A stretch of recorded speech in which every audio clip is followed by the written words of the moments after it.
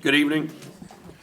We're going to call to order the Planning and Zoning Commission Local Planning Agency for the meeting of February 13th, 2024. We'll do the invocation and pledge of allegiance.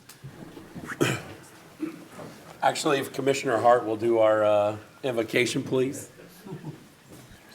Heavenly Father, we thank you for the abundant grace and mercy you've shown towards us to allow us to come together to conduct the city's business. Lord, we pray that you help us to come together under the spirit of unity. Even though we may disagree, Lord, help us not to be disagreeable.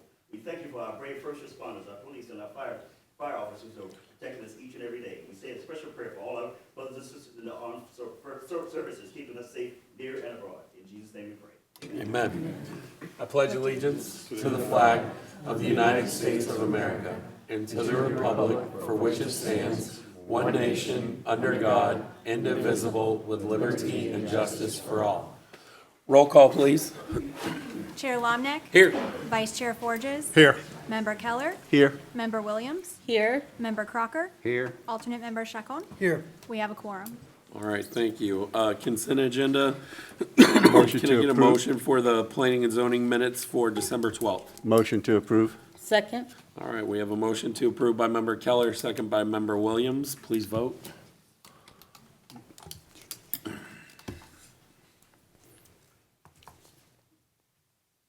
Carries. All right, consent agenda, we did the minutes. Now we have old business.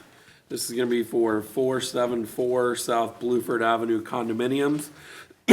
Comprehensive plan, future land use map amendment from low-density residential to medium-density residential and rezoning from R1AA Single Family Dwelling District to PUD, Planned Unit Developing District. This is gonna be CPA 2022005 and RZ 221245. Zoning Manager Whitfield. Thank you, Mr. Chairman. Good evening, everyone. 474 South Bluford Avenue Townhomes. So the issues before the commission this evening is whether or not to approve a small-scale comprehensive plan land use amendment to change the land use designation from low-density residential, which allows up to 4 units per acre, to medium-density residential, which is 4 to up to 8 units per acre, and then the corresponding rezoning from R1AA to the PUD.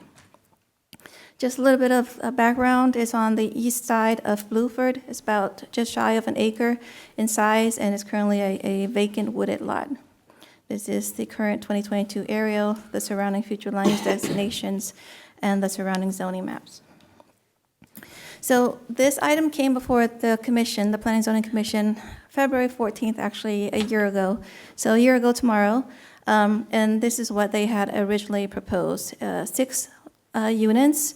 It was a apartment condominium product with a driveway that's a right-in, right-out driveway on the south side of the site.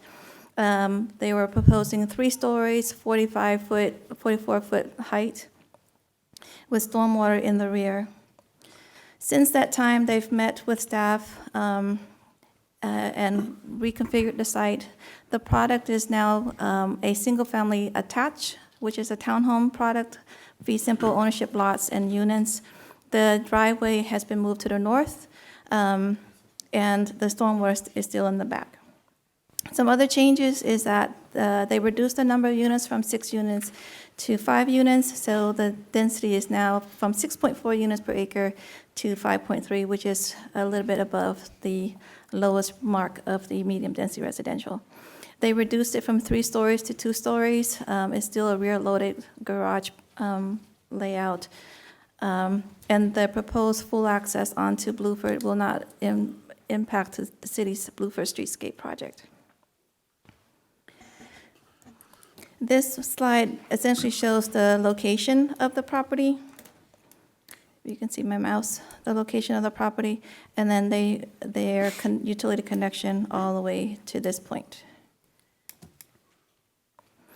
Some revised elevations. Again, it's going from a 3-story product to a 2-story product, single-family attached townhome units.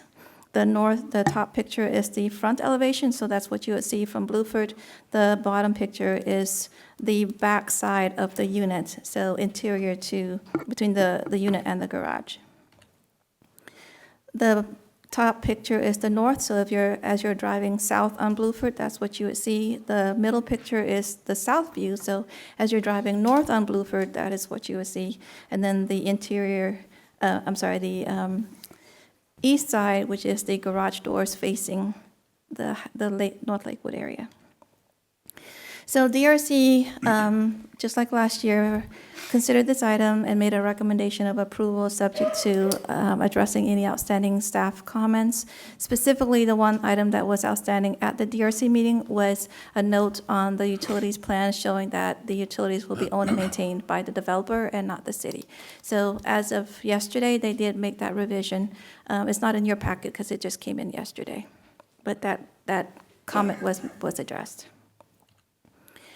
So with that, staff is recommending approval of the small-scale future land use map amendment to change the property from low-density residential to medium-density residential, and then the corresponding rezoning from R1AA to PUD for the 474 property, subject to the condition, if there's any other staff comments, that they would be addressed when they submit the preliminary subdivision plan for review. And that will be the next step if this item gets approved. And I believe the applicant team is here in the middle row over there. That concludes the presentation for this one. All right, thank you. Are there any questions for staff? I got one. All the parking for the units is inside the garage, right? There's no, I mean, you got 7 guest parking spots. Yes, the units themselves will have garages, and then there will also be guest but- parking. But the residents would park inside the garage, there's no outside parking for the residents, right? Okay, Excuse me, I'm sorry, I apologize. You'll get your turn. He's asking staff right now. okay, okay. Yeah. No, that's all. Okay. Usually garages are full, so you got 1 parking guest spot, basically, yeah. Go ahead. Yes, each unit is fully parked per code. All right. Any other questions for staff? Okay. Is the applicant, would they like to come up? Yeah, just come on up there and state your name, and for the record, you have 15 minutes. My name is Andrew Seckler. I'm the architect, designer for it. I don't have a lot to say. I'm kind of making myself available to you guys if you have any questions. I know that there was a redevelopment of Blueford Street a few years ago to sort of allow for some more development of the main street, and I see our job as something that's kind of fitting in with that, following through with that plan. So I did want to say that the building aesthetic is just, this is just an idea. It could look like anything that you want it to look like. If you wanted to go the brick route, I'm doing a lot of projects in Winter Garden and Oakland Park right now that look a little different. So if there's, as we move forward, if there's some other look, that's achievable. So do you have any questions for me? Does anybody have any questions for the applicant? All right, thank you very much. All right, at this time, we will open it up to the public comments. I have several. We are going to limit public comments to 5 minutes per. I have one here from, I believe it's Yada Rebecca Capo. Are you speaking on this matter? No. Which matter are you speaking on?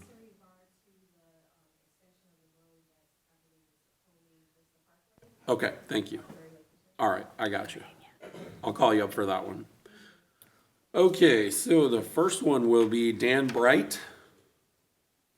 You just come up and say your name and address for the record, please.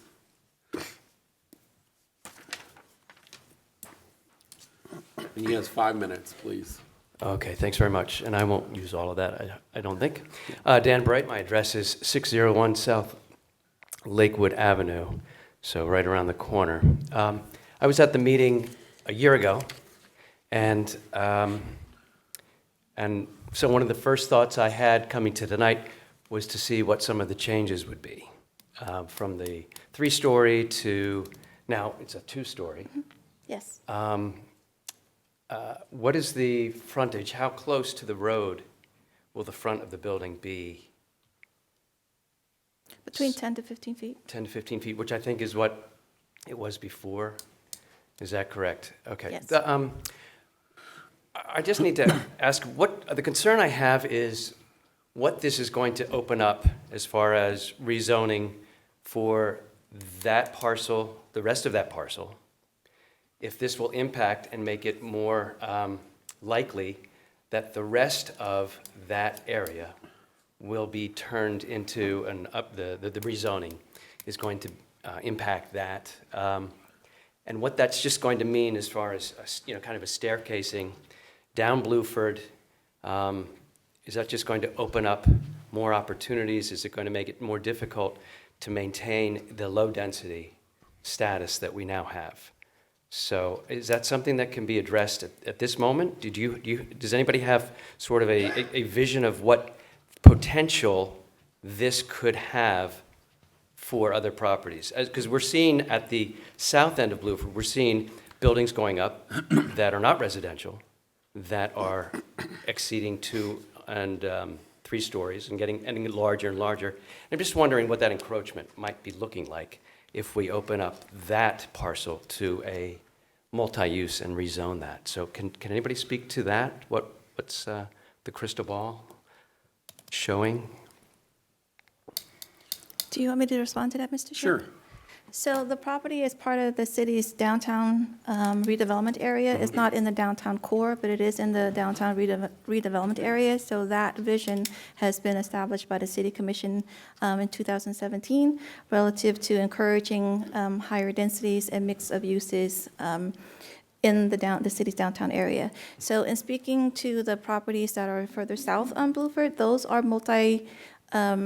those are apartment complexes. So the apartment complex that's on the south side of Old Winter Garden Road is actually, it looks like, as you're driving, just an apartment complex, but realistically is part of a PUD that includes office buildings and mixed-use retail beyond where the apartment is, further to the east. On the other side of McGuire, when the extension to Old Winter Garden goes in, that will also be a mixed-use product at the higher densities that will have a retail component, the public infrastructure, and apartments. So that is the vision in the CRA for those areas. It's been planned out. It's something that is captured in the CRA plan for the south side of Bluford.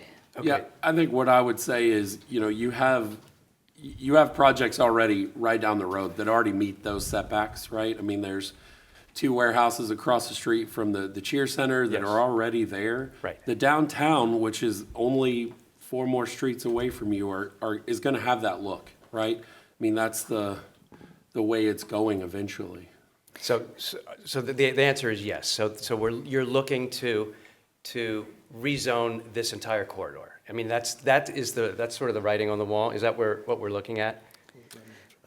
Okay. Yeah, thanks. Mike Rimmer, Development Services Director. We want to state that from Geneva, definitely Geneva up to Silver Star, we consider the downtown.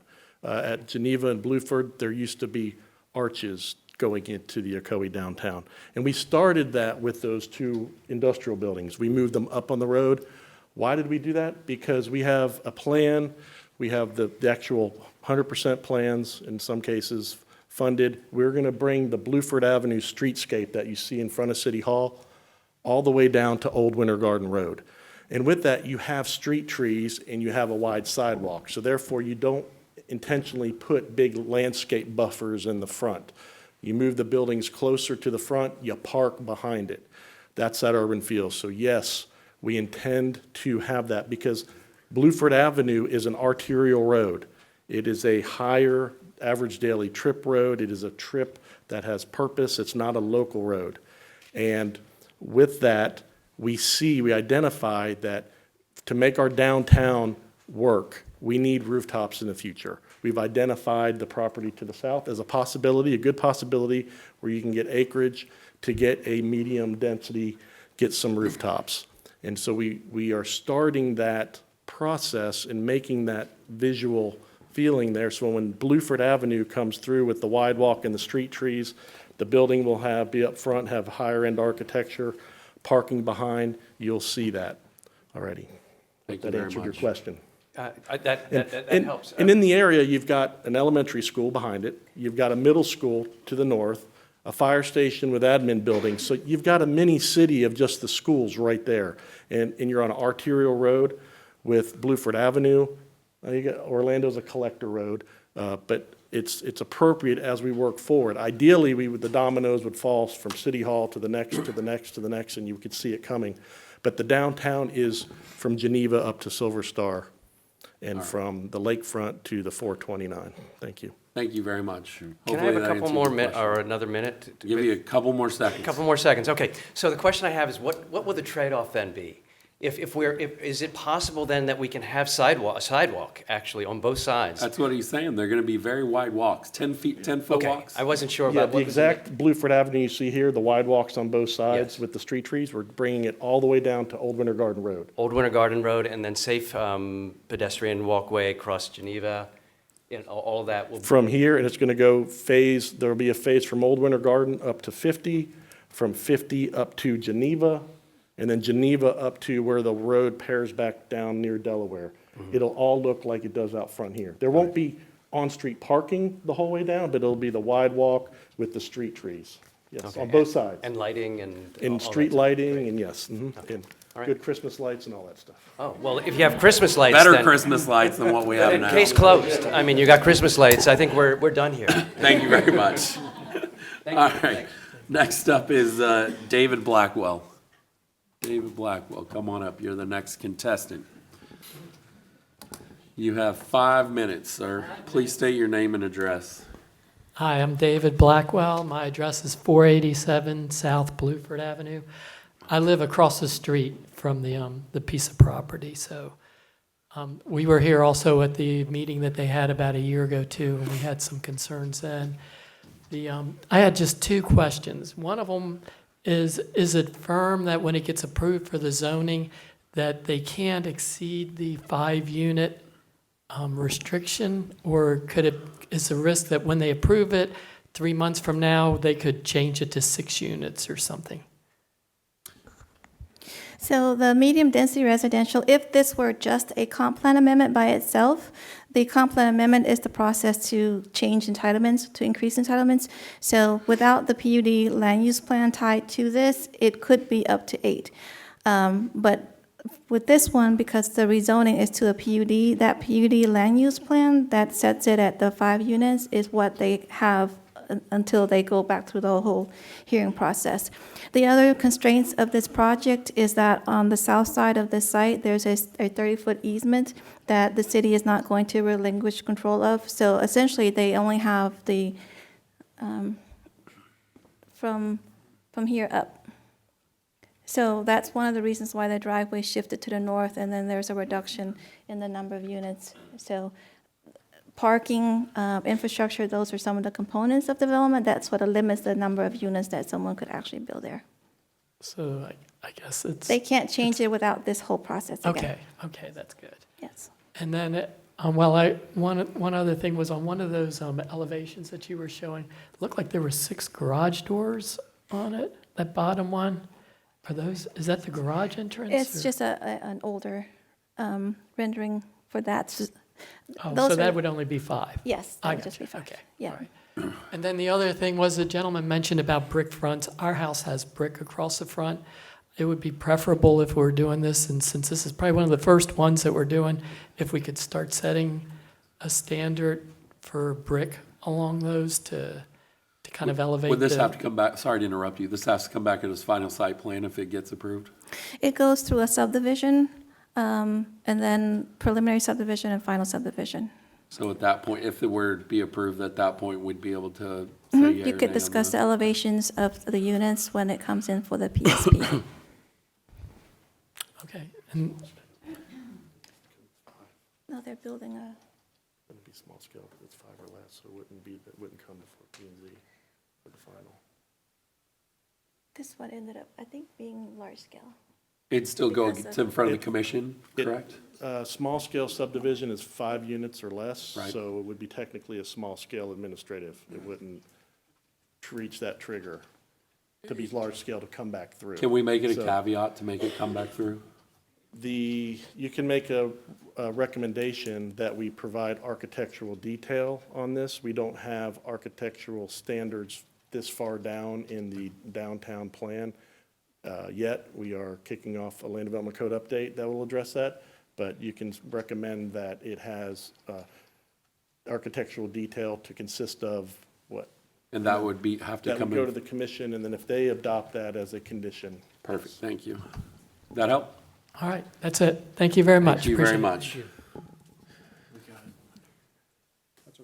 Do you have a question? All right. All right, next up is Jennifer Hawkins. Please state your name and address. You have 5 minutes. Jennifer Hawkins, 321 South Bluford Avenue. Thank you. Is the pastor still here who said the prayer? Thank you for saying that you pray that we can be that we can disagree without being disagreeable. Okay, Right. thank you. Thank you. Okay, I'll try that. I guess maybe I'm the only one, at least so far, to say that I live in a home, a single-family home, and my father, he is deceased now, but Mr. Milton built all the houses along, I believe it's Delaware, at least where Rusty Johnson lives, and I understand that they're going to be building 3 other single-family homes on that same street, kind of towards the cul-de-sac. And I'm just so surprised that we're here, because I remember that not too long ago, there was some talk of making townhomes or condos or something on the other side of Bluford, right near where this parcel is. And that kind of went down in flames, so I thought, all right, we can keep our community. We can keep our homes and our single-family homes. And I'm not for depriving anyone of living in a townhome, but I just really wish that we could keep our single-family home area as just that. I know that there's a plan for Bluford because someone told my brother who lives at 375 South Bluford, and he has a 2-story brick house, and they said, it was somebody in the city who might or might not be here, but they said, we can see that as a law office or something. And it's like, wow, we just feel like we're being pushed out of our homes, and so that's really all I want to say. Hope it wasn't too disagreeable, but thank you. Thank you very much. All right, that's all I have for this. Does anybody else in the public want to speak about this matter? Please fill out a form when you're done. Oh, cool, come on up. Please state your name and address for the record. Thank you. Which one am I talking? That one right there. Scott Lougheed. I live at 412 South Cumberland Avenue. I'm just to the west of this proposed development. I similarly am wholly opposed to this. I don't think anybody, if you actually read the comprehensive plan, the downtown redevelopment plan, this is not within any of the outlines that are in that plan. If you have the future zone, do you have the future land use or either of those? You can see, so in that photo, there's no other multifamily zoning currently shown. All of the yellow is single-family residence zoning.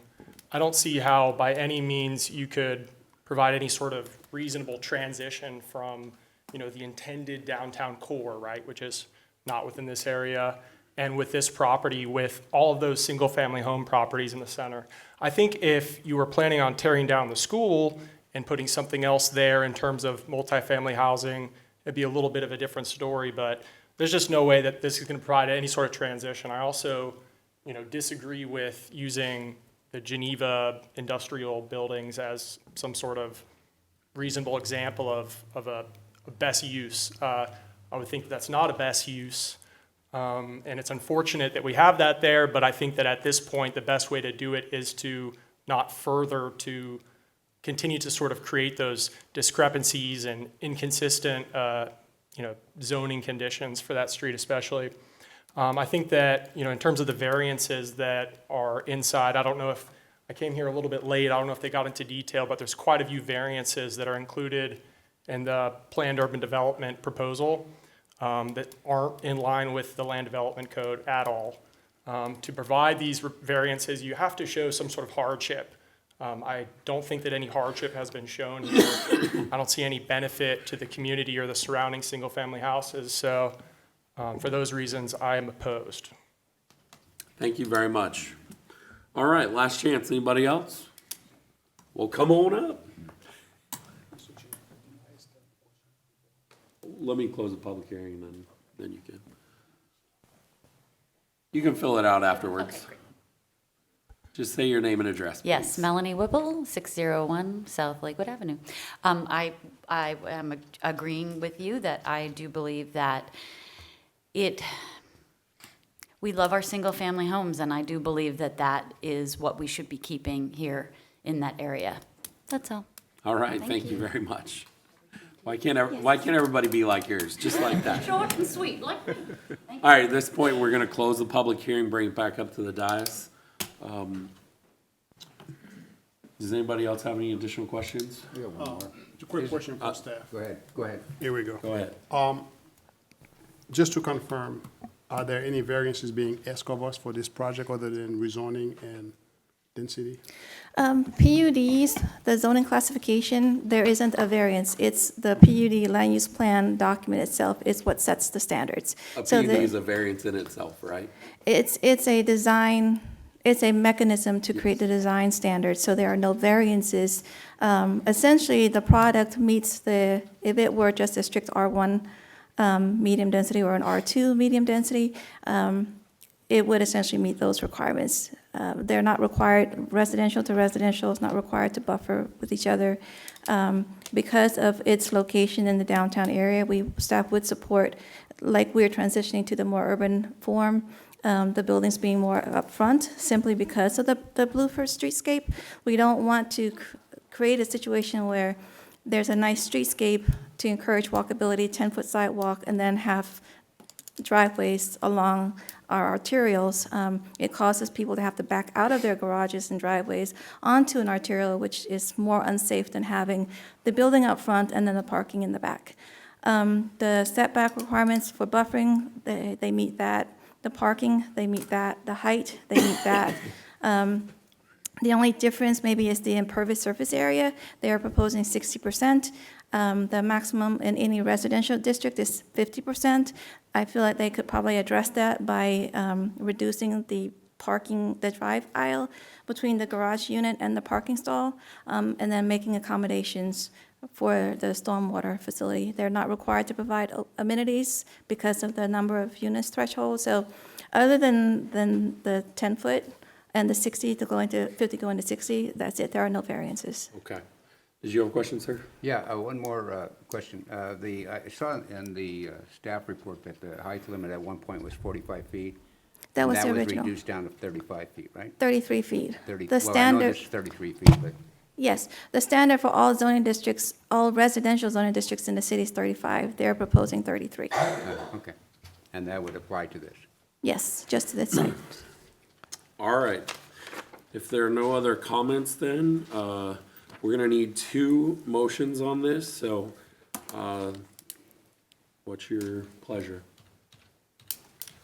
Mr. Chair, I'll make a motion to recommend approval for changing the density from residential to medium density, CPA-022-005.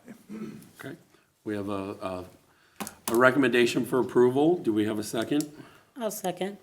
All right, we have a recommendation for approval by Member Forges and a second by Member Williams. Anybody else have any other comments? If not, let's vote.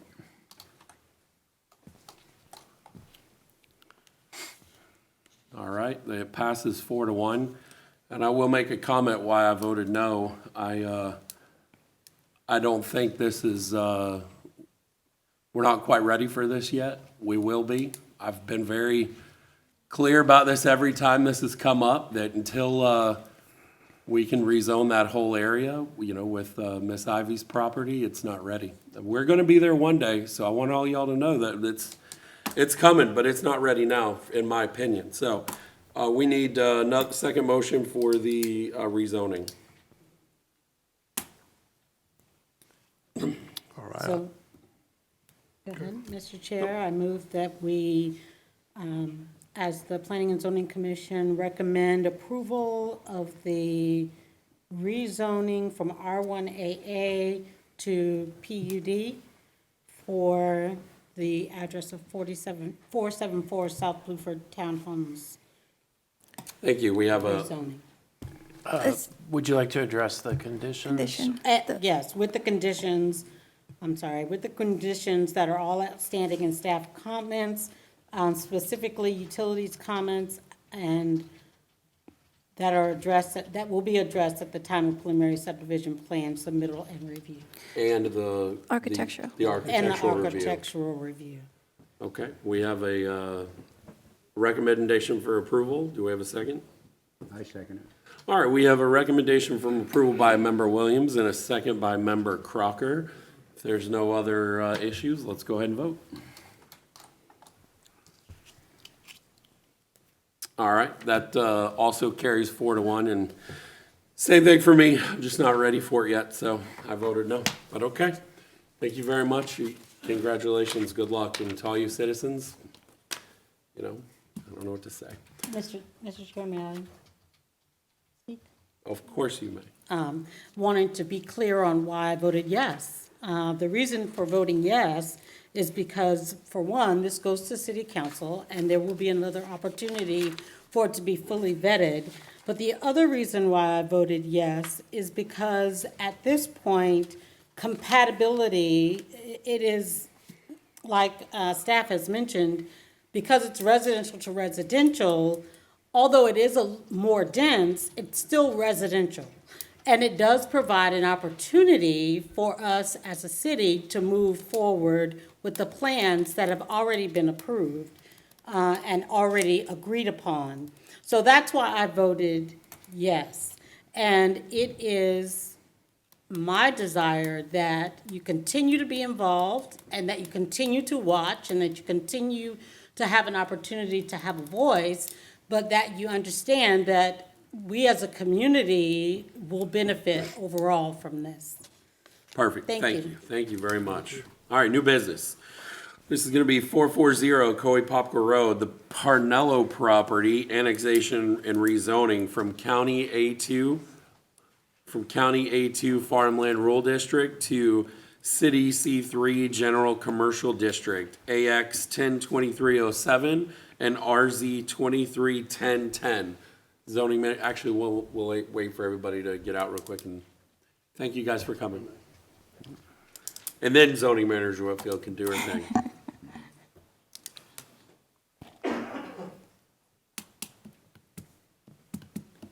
Okay, so this item is 440 Ocoee Poplar Road. It is an annexation rezoning from the county to the city. County A2, which is farmland rural district, and going to the city's C3. So the property is located on the west side of Ocoee Poplar Road. It's about a half an acre in size. The current future land use is commercial. It's in the Wakaiba study area, however, there are no protected features. It's currently occupied by a home. There are no proposed plans for it right now. The property owner simply wants to annex into the city, change the classification. And the property is eligible for annexation because it's serviceable by water and it's adjacent to the city, and it doesn't create any new enclaves. So this is an aerial of the property. 429 Business Center is to the immediate north. The pond to the left or to the west is the city's pond. This is the surrounding future land use map and surrounding zoning districts.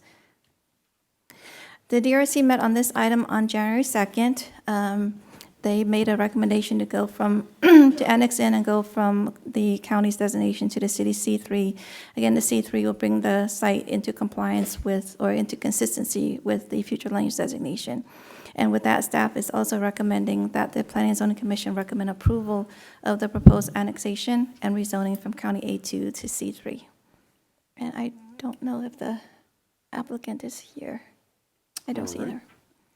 Thank you. Are there any questions for staff? All right, is the applicant here?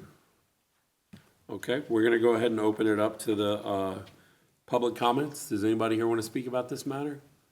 Sweet, we're gonna close the public comments, bring it back up to the dais. Anybody have any ifs, ands, or buts? No. If not, I'll take a motion. We need 2 motions. So, Mr. Chair, I move that the Planning and Zoning Commission recommend approval of the annexation AX 102307. Perfect, I have a motion, do I have a second? I'll have a second. All right, we have a motion to recommend and a second. That's by member Williams and a second by member Keller. If no questions, let's go ahead and vote. All right, that passes 5-0. I need the second motion, please, on the rezoning. Mr. Chair, I make a recommendation for approval, RZ 23-10-10. Great, thanks. Do I have a second? I'll second that as well. Perfect. We have a recommendation for approval by Vice Chair Forges and a second by member Keller. Any questions? If not, let's vote. Passes 5-1. Congratulations. All right, our next one is going to be Mansour property rezoning from R1 Single Family Dwelling District to C2 Community Commercial District. And that's RZ 231211. Zoning Manager Whitfield. Thank you. So the property is located on the south side of Silver Star Road, near the intersection of Ocoee and Popka Road. It's also about half acre. No, I'm sorry, that's not right. It's, I'm gonna ad-lib. It's 0.28 acres in size. It's vacant, and there are no special features on it. So this is the aerial of the property. The future land use is commercial, so the zoning conflicts with the future land use, and the applicant wants to just change the zoning to match the future land use, because otherwise they can't develop a residential or a commercial because of the conflict.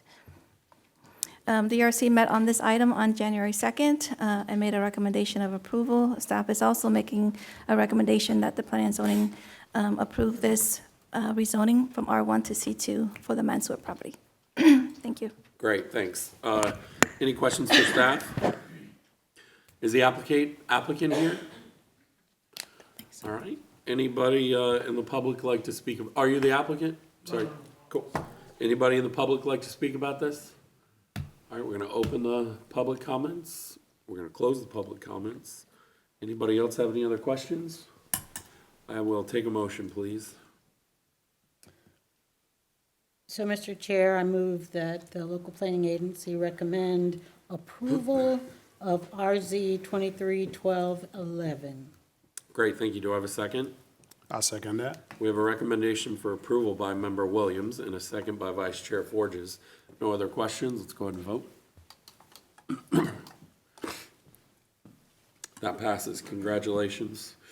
All right, number 3, West Delaware Street, West Property Small Scale Comprehensive Plan Amendment from institutional, that's interesting, to LDR, it used to be part of the school, to LDR, CPA 2024-001, Zoning Manager Whitfield. Yes, so just as a point of clarification, the future land use designation is public facilities / institutional. So we just shortened it to institutional, and it's going to low density residential. The property is located on the north side of Delaware. It's about 1 acre in size. The current zoning is R1AA. However, they can't build the houses because it conflicts with the future land use category. This is an aerial of the property. The surrounding future land use designations is institutional because of the church use on the north. And the surrounding zoning, DRC met on the 6th and did not make any, did not identify any concerns and made a recommendation of approval without conditions. So staff is also recommending that the Planning and Zoning Commission make a recommendation of approval for the small-scale comp plan amendment to go from public facilities institutional to low-density residential for the west property. Great. Anybody have any questions for staff? I got a question. What is low density? Well, how many is that? Up to 4. Up to 4? Mm-hmm. And this is just west of Buford, right? Yes. Interesting. Single-family homes. Yeah. Yeah. Yeah. Anybody else have any other questions for staff? I don't see the applicant here. So we'll open it up to the public if anybody has anything. If not, we'll close the public hearing, bring it back up to the dais. I will just note it. I'm going to vote, but this, my cousin owns this property, but I don't have any financial gain over it. So I just want to make sure it's noted. But if anybody has any other questions, Chair? I'll take a motion. Mr. Chair, you want me to vote for you? No, I can still vote. Thank you, though. I'll take a recommendation.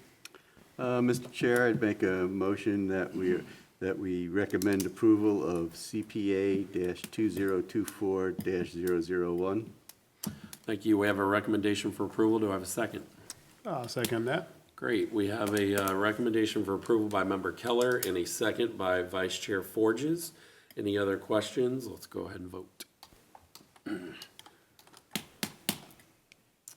All right, that carries 5-1. Okay, this one, we have some people who'd like to speak about this one. This is number 4, Ocoee Oaks Joint Venture Large Scale Preliminary Subdivision Plan, LS 2023004. Zoning Manager Whitfield. Yes, thank you. So the property is it's the southwestern 5.71 acre portion of the property address at 201 South Clark Street, South Clark Road. This site underwent a rezoning approval back in October of '23 to go from the A1 zoning district to the R1A zoning district. At that time, the proposed subdivision was 18 lots. This is an aerial of the property, the surrounding future land use designations, and the zoning map, and you'll see the R1A is the southern portion of the main property. The preliminary subdivision plan is proposing an 18-lot, single-family detached residential development. There's a lot on this slide, so I'll go through it piece by piece. This is White Road here. North is going left to right, so going to the right is north. The development includes a new public road that extends from White heading north all the way to where this yellow line is. And then from this portion over to Clark will be a private 30-foot roadway. All of the lots, as required by code, will front on a public road. The lot meets the minimum lot requirement size and dimensions, the building setback. So the building footprint is shown here. The proposed right-of-way is 50 feet. The city water and sewer capacities are available. They are still working out engineering designs with our our utilities department. In terms of their stormwater, they will be sharing the stormwater facility with the church property on the north, and there is a utility easement, drainage, utility access, landscape easement going through here, and then going through this 30-foot right-of-way. Of note, both the White Road intersection and the Clark Road intersection will be limited right-in, right-out only.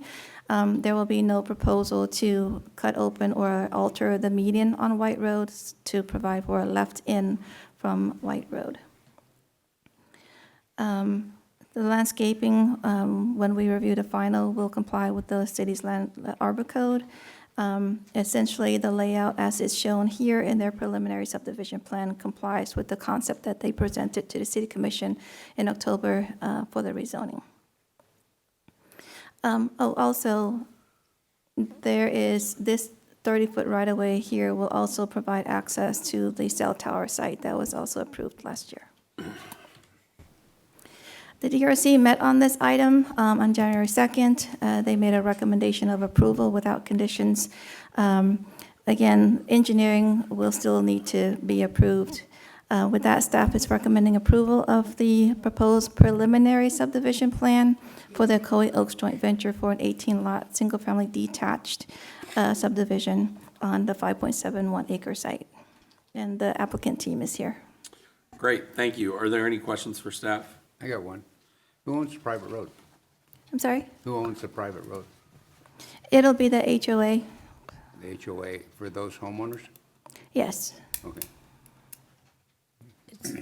So is this going to be gated? No. No, okay. So my other question is, I'm sorry, Mr. Chairman. Roll. Okay. There's a lot of cut-through around here in this area along White Road. Is this going to, I see the little kind of, I can't tell what they are. Is that narrowing the road to discourage those kinds of cut-throughs to avoid that intersection? Or am I reading this wrong? So there'll be signage here for resident access. This is basically on what we talked about at the technical staff meeting. I think there was contemplation of adding in an entrance gate. I'm not sure if maybe the applicant can speak to whether or not they still want to do something like that. But this road is intended to just serve this lot. Originally, when they came in, there was no connection to Clark. And so the concern from the neighbors to the east was the traffic coming in and off just on White only. So the compromise was to have a relief road that's private for the use of these residents, so they can head north on Clark if they want to without actually having to exit onto White, go to the Clark and White intersection, and then wait to turn northbound. So let me be clear then. Since it's going to be a private road, they can gate it, but it won't be a gated community. Correct. Okay, I just want to make sure I'm understanding you. Okay, thank you. Those are the only questions I had. All right, anybody else have any questions for staff or bring the applicant? I do. Okay. The subdivision to the east, does it have a left out? I believe so, yes. It does. A left out? Yes, I believe they do, because the median stops just shy of this. Let me go to the aerial. So here, there's the full opening here. Okay. And then the median, And there's no plans to open that median? for correct. this? And what would that be? Is it? I'm sorry? I mean, does it not meet some kind of a DOT criteria that they'll open the median for this complex to go left? A couple of reasons why. They had presented a traffic plan or a traffic study that showed the median cut there. What that would have involved is actually shrinking the queue for the westbound left. Like if someone Okay. were in the lane to go westbound and then left turn lane, in order for them to do that median cut, they would have had to reduce that queue length of the left turn lane. Staff was against that, and plus the city had just done improvements to improve the median and to extend the queue length of that left turn lane. So we didn't want to create yet another point of conflict with people traveling east and then wanting to turn left to go into this site. So like I said, as a compromise, providing that relief to Clark for the residents in this community will give them an opportunity to head north if they want to without actually going to the intersection. Okay. Bill? Yeah, I'm going to go back to the gate for a minute there. So are they looking to include that gate, or is there just discussions about it? And the reason I ask, and if you go across from the mall off of 50, the road that goes, and I can't remember what the name of the road is now, but right across from the mall where that Thai restaurant is, Yeah. that road actually, up until you get to the church, is a private road owned by the community. Okay. Everybody takes that road. It's, even though it's a quote-unquote private road, you'll see people using that as the cut-through to get over to Old Winter Garden Road. So I'm just wondering, if you don't really put a gate in there, are you doing, to Member Williams' point, Right. you're just opening it up as a shortcut, and people are going to be going through that community to get to Clark Road so they can make their right turn and not have to wait at the traffic light? So the applicant actually brought that up when we discussed it at one of the pre-app meetings. From a planning perspective, having that alternative route actually is safer because it takes away from the queue length at the intersection. Whenever you have more connected roadway networks, it's better for movement of vehicles, and it also helps alleviate the driver's stress of having to wait at the signal for so long. So ideally, it should still be left ungated So to allow that basically, you're movement. making it a public road. And that becomes the have to next make part it- of the question. We have to make it private because there isn't enough land area to make it a 50-foot right-of-way. So the compromise was to have a private road that they would own and maintain, but it is also serving that access. Without that connection, it would have essentially been a dead project. Mr. Chair, just because it's a private road doesn't mean that it can't be open to the public. You know, if you go to Walmart, you may be going on their private property, but it's open to the public. And if the applicant chooses to leave it open to the public, they can. Secondly, with the gate, you can't put a gate on a public road. You can put one on a private road. Right. So where it leads up to that private road, the gate wouldn't be able to be placed in the public right of way. Yeah, you don't That have a helps. gate at one side, Right. unless they took over the road.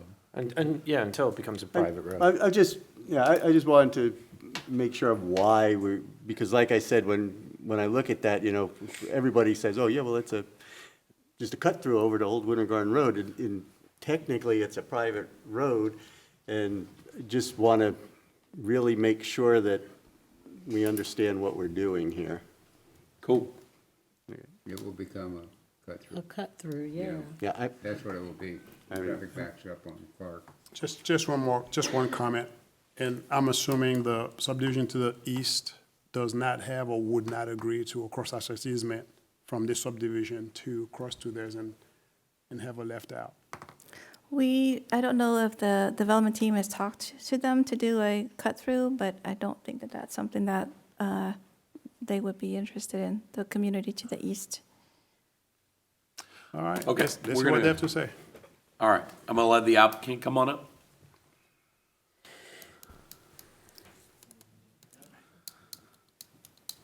The applicant's attorney looks very familiar.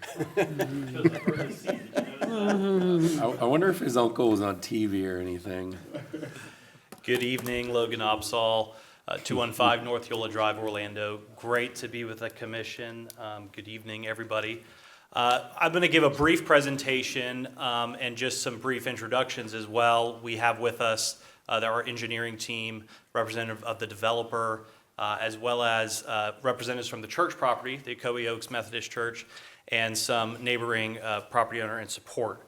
Anaj did a good job of going through the site plan. We'll keep this slide up for your purposes. As we've briefly discussed already, there's been quite a bit of technical talk from the onset, which has led to the product you see before you.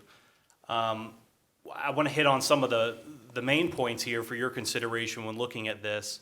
Number one, from a density standpoint, this is a low-density residential development. What's being proposed before you is 18 lots. So you have about just north, about 3.02 dwelling units per acre. So about one under what would be allowed in, again, that low residential dwelling standpoint, which segues us into the traffic, which was touched upon by staff.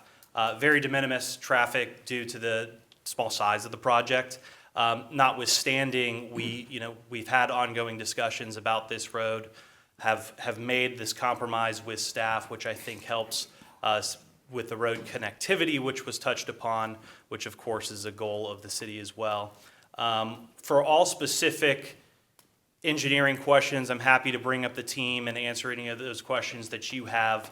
But what we do know is we have capacity from a utility standpoint, from a traffic standpoint, and what you see before you is a lot of brain power and collaboration to get a well-situated project that's compatible with the area and can still maintain that low-density character. So with that, I'm happy to answer any questions and bring up anyone who's likely smarter than me to answer your specific questions as well. Anybody have any questions for the applicant? Yes, Mr. Chair. So in looking, in trying to resolve the cut-through issue, it's not the 18 homeowners that will be in there that we're concerned about, or that I'm concerned about, I can speak for myself. It's the people trying to get through. So can you speak specifically about your plans? Is there going to be a gate or no? So, and I can get a solid answer on that. I think the issue with the gate access is there being right-of-way up more than half of that roadway connection. And so,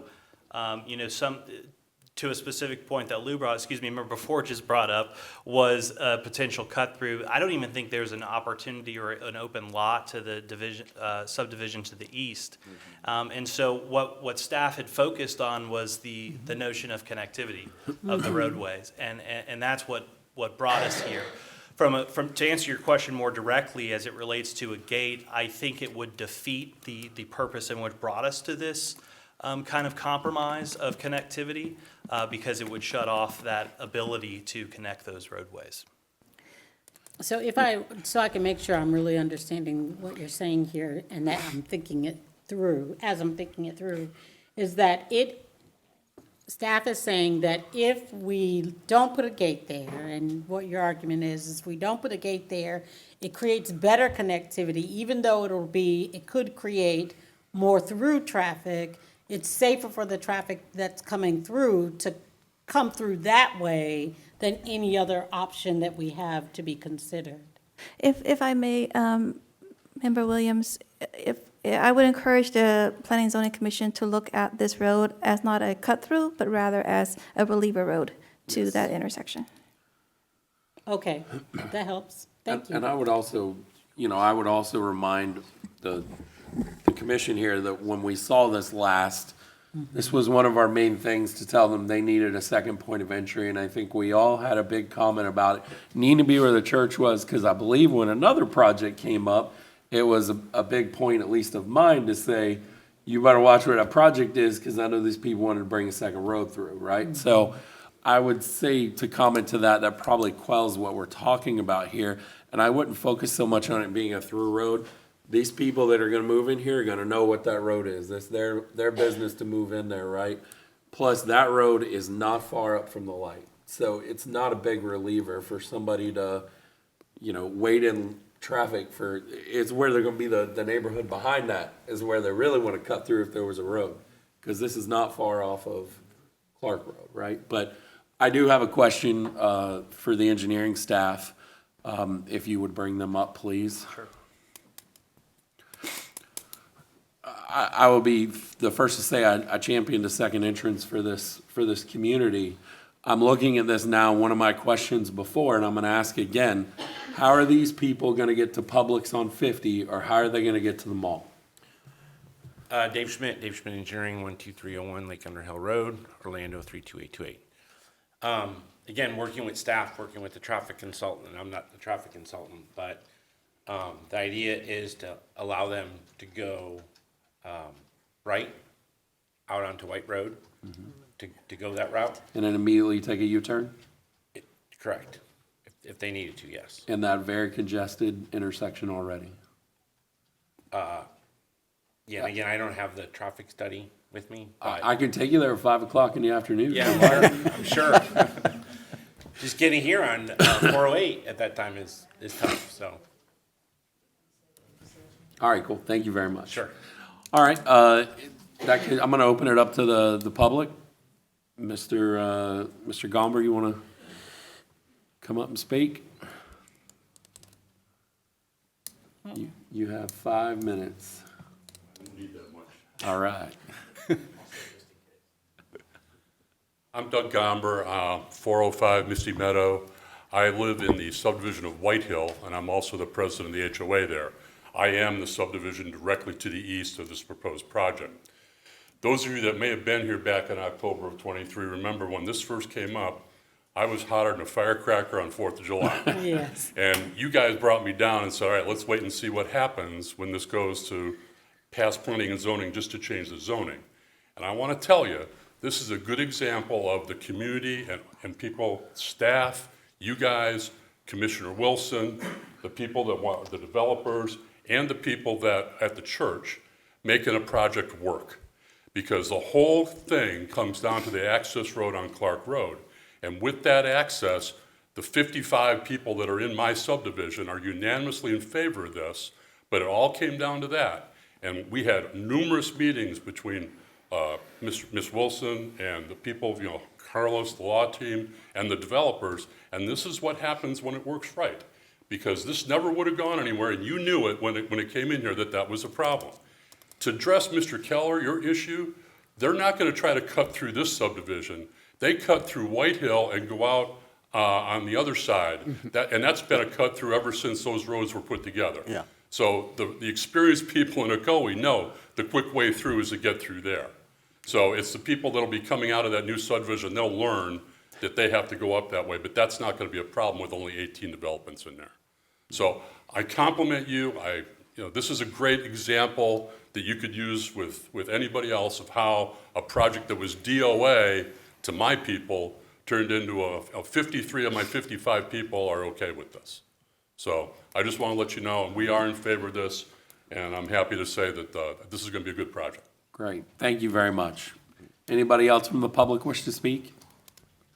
All right, if that's the case, we're going to close the public dice, bring it back up. Does anybody have any other questions? I would just say, I think you guys hit the nail on the head this time. You listened to what we asked for, and it's right. So I also recommend staff, I want to say thank you to staff and to the developer, and for the first time I think I've ever done this, I'm gonna hand this over. And I'm gonna make a motion to, recommendation, I don't even know how to do this. You gotta do what? What should I do? I'm gonna make a recommendation to approve the large-scale preliminary subdivision plan LS 2023-004. I'll second that. All right, recommendation made by Chair Lumnack, second by Ms. Williams. Any discussion? All in favor? I'm sorry. Let's vote. Passes unanimously. Thank you very much. All right. You did well. I did well. There you go. All right, we're gonna do this one, and it's good to see you again, Mr. Opsahl. Yeah, come back. Oh, never mind. All right, we're gonna do 5, and then after we do 5, we're gonna take a 5-minute break. But the next one up is 125 South Lakeshore Drive. This is the Barenberg property variance request, VR 2401. And we're gonna give just a second for the people to make their way.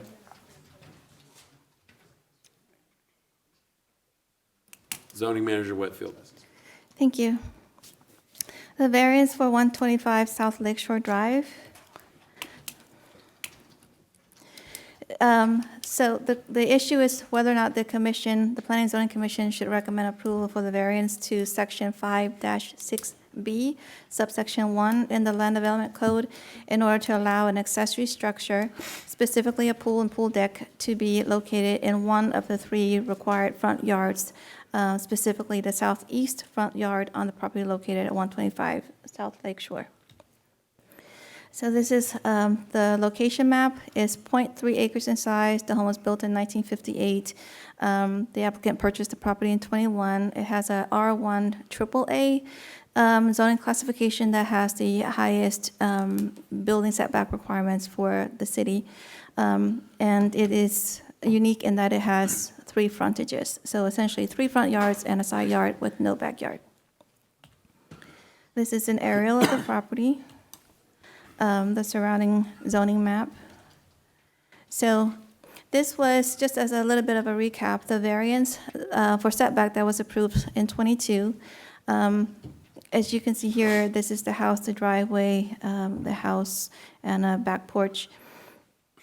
It fronts on Lake Shore, and then it turns and it fronts on Lafayette Street, and again, still on Lafayette Street. So essentially, the 30-foot setback is all the way here. The existing dwelling right in this corner, the south corner, is already encroaching.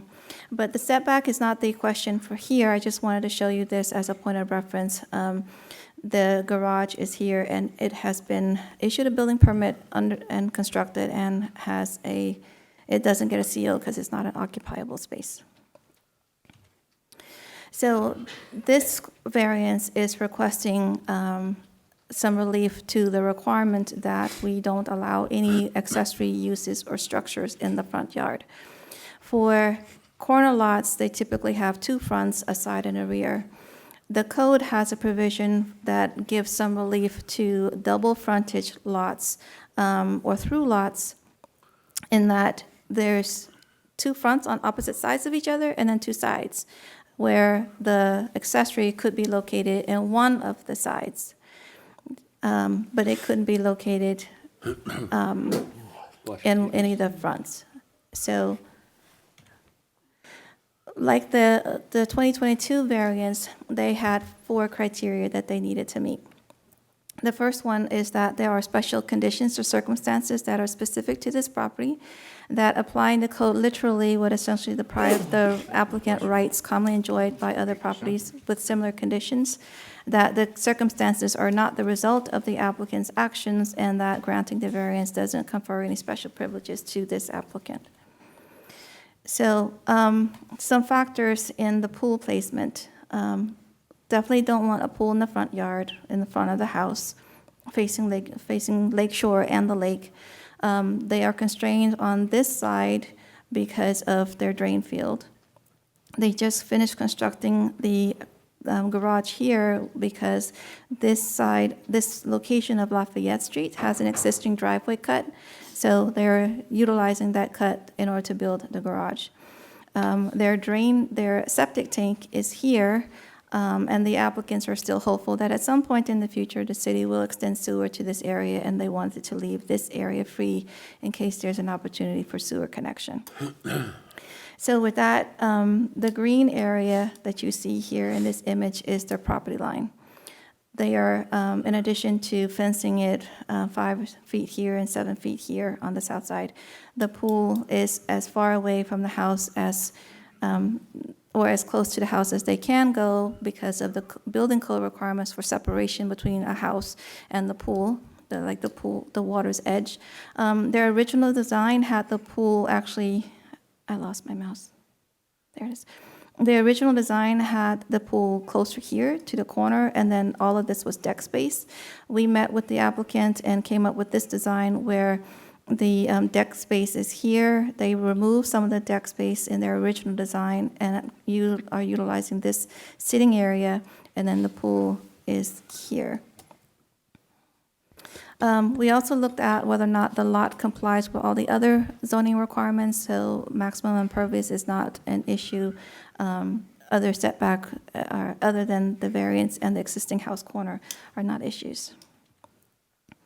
So I have to give credit to the applicant for providing these renderings and slides. He did a really good job on these depictions. What I asked them to do was to superimpose what the street views would look like if the fence were up. So you won't be able to see the pool or any of those things, but you'll see the fence and how it interacts with the street. So this is what they like to do. It's not a solid white vinyl fence. It'll be with the ones with horizontal slats, so it'll be a nice decorative fencing, landscaping along the fence line to help soften it. Again, the request is to the placement of the accessory structure. So this is a view from Lafayette. This is their driveway. This is an existing fence. The septic tank is here. And this is a closer view of the fence line. Oops, I'm going in the wrong direction. This is the view of the fence as someone is turning right onto Lafayette from Lakeshore. Similar view. So based on the limitations of this lot, the fact that it's essentially, it has no backyard. Typically pools go in the backyard. The side yard is less than 10 feet and there would be no way to place an accessory structure there and meet the other code requirements. So staff feels that there are unique circumstances that are specific to this lot. There are very few other lots in the city where they essentially have no backyard. And that the literal interpretation would deny this property owner the right to have, to enjoy a commonly enjoyed feature of their property. These conditions are not the result of their own actions, and we feel that granting this variance would not confer any special privileges to this applicant that would otherwise be denied another applicant with similar situations. As a variance, they don't go to DRC, so it only comes straight to the Planning and Zoning Commission and then to the City Commission, and staff is recommending that the PCC recommend approval for the variance to Section 5-6B, subsection 1, in order to allow an accessory structure in one of the 3 required front yards. And the applicant is here. Great, thank you. Any questions for staff? All right, the applicant want to come up and say something? No.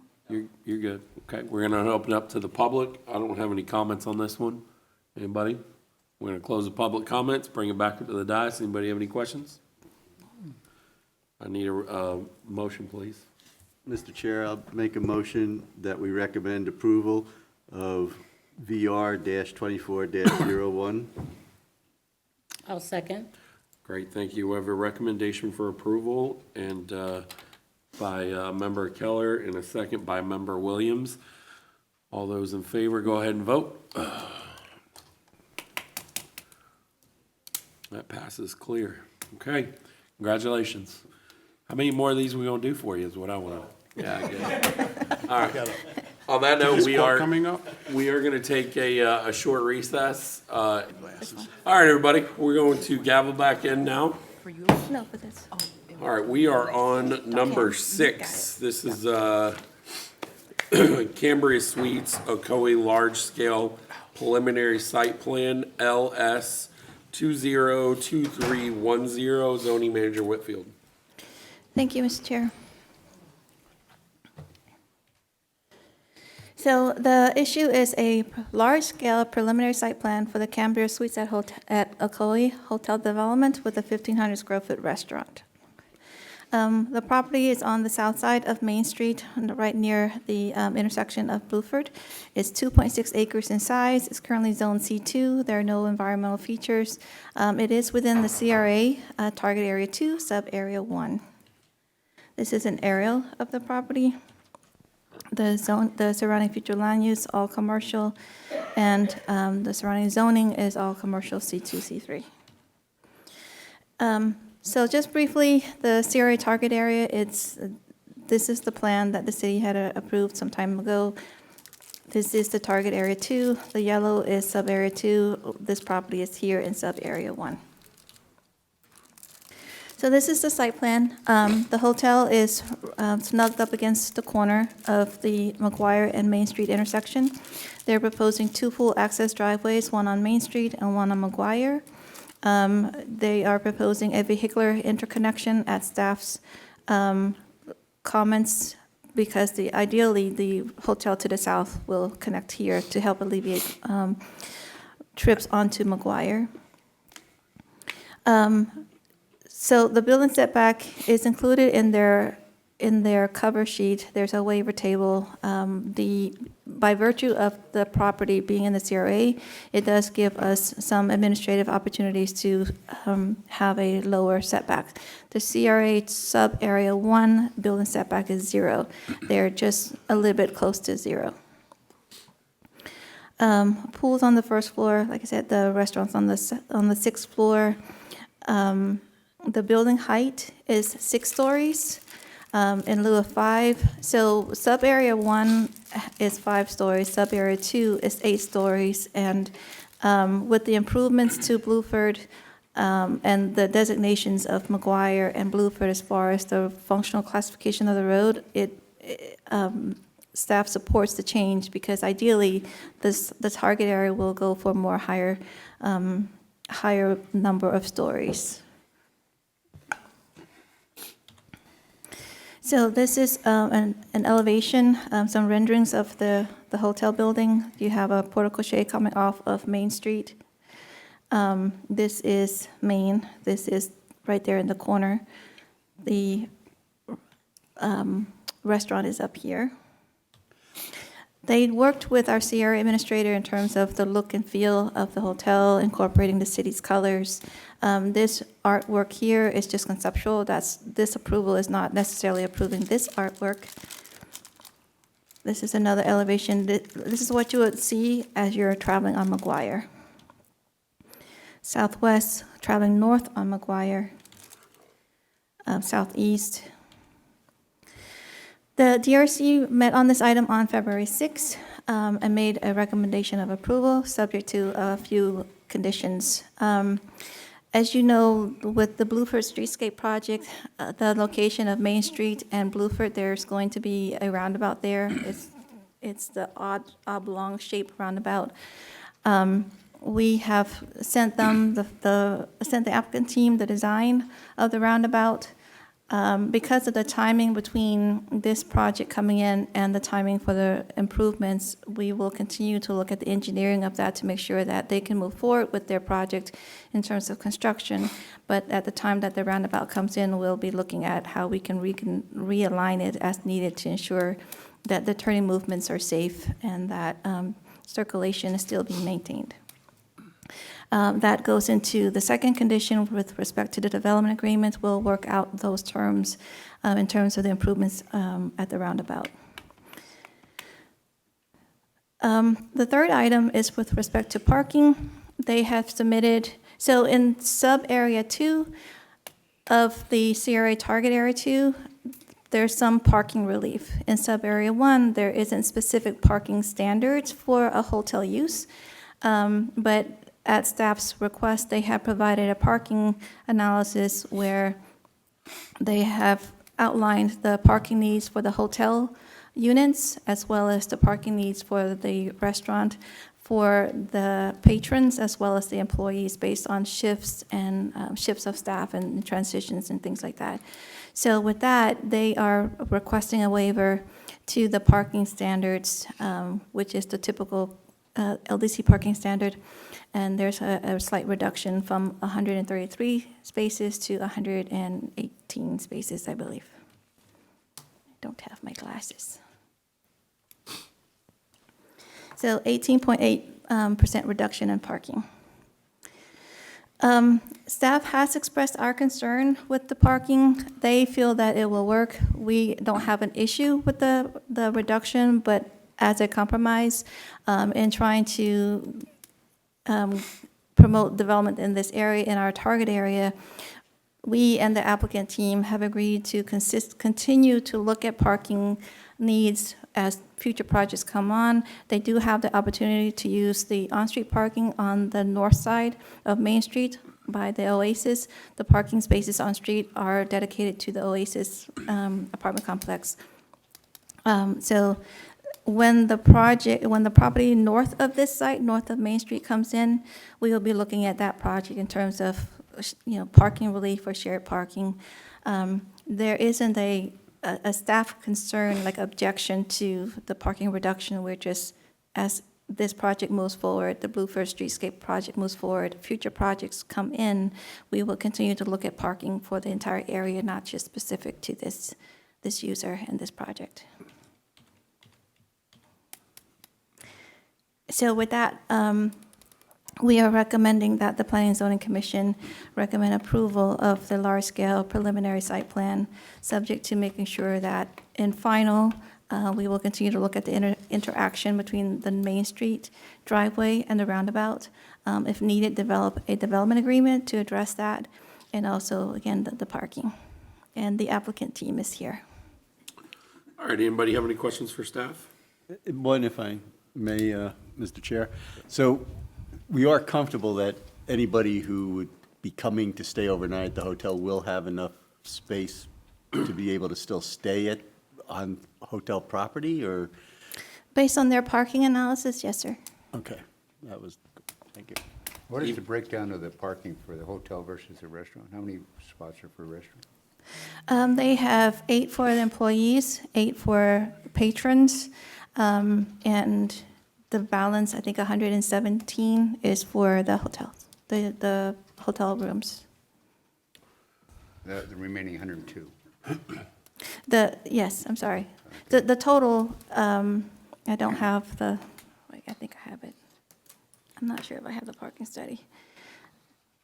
So the number of parking spaces for the hotel units or rooms isn't anticipating 100% occupancy. So there's still some percentage of vacancy that the parking spaces are planned for.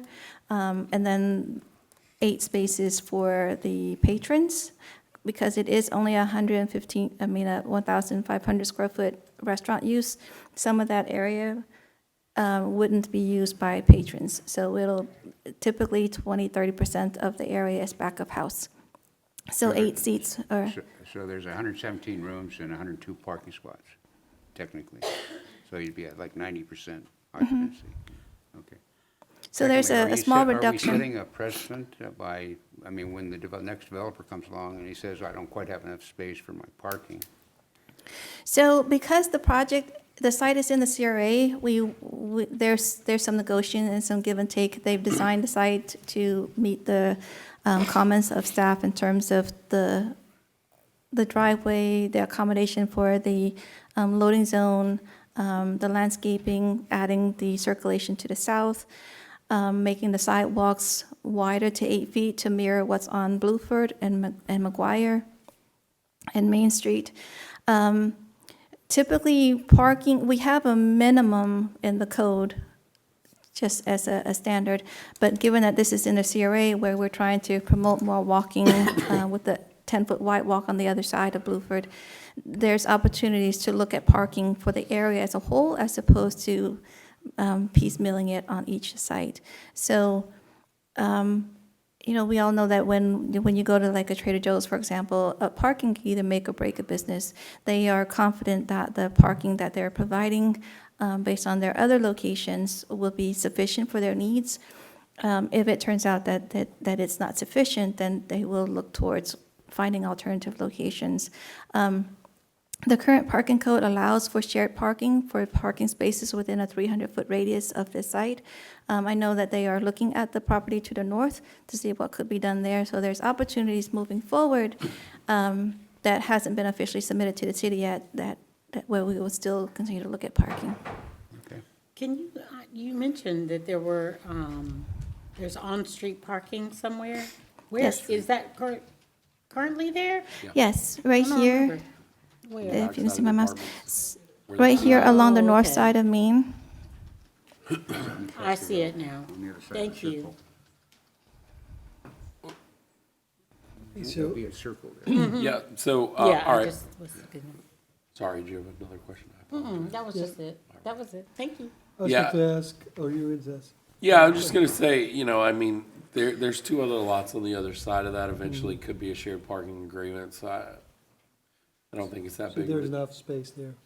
There could be eventually, be. right? If there's a doctor's office going in there, something that's not full 24/7, which would probably be the case, they could put a shared parking agreement together, kind of like how you see Texas Roadhouse and the dentist place, which I don't know if they really have a shared parking agreement. But, so anyway, Well, I was going to ask, so nearby, is there another hotel that you can compare? there's one right in front of it. There's one just south of So- it, this one, Fairfields. How is the parking situation there? I did not look specifically at the hotel on the south. It's not bad. It's hardly ever full, Hardly ever. unfortunately. And plus, they have shared, may not be a shared parking agreement, but the new auto place is right in front of it. Popeyes is right there, so they can park anywhere there.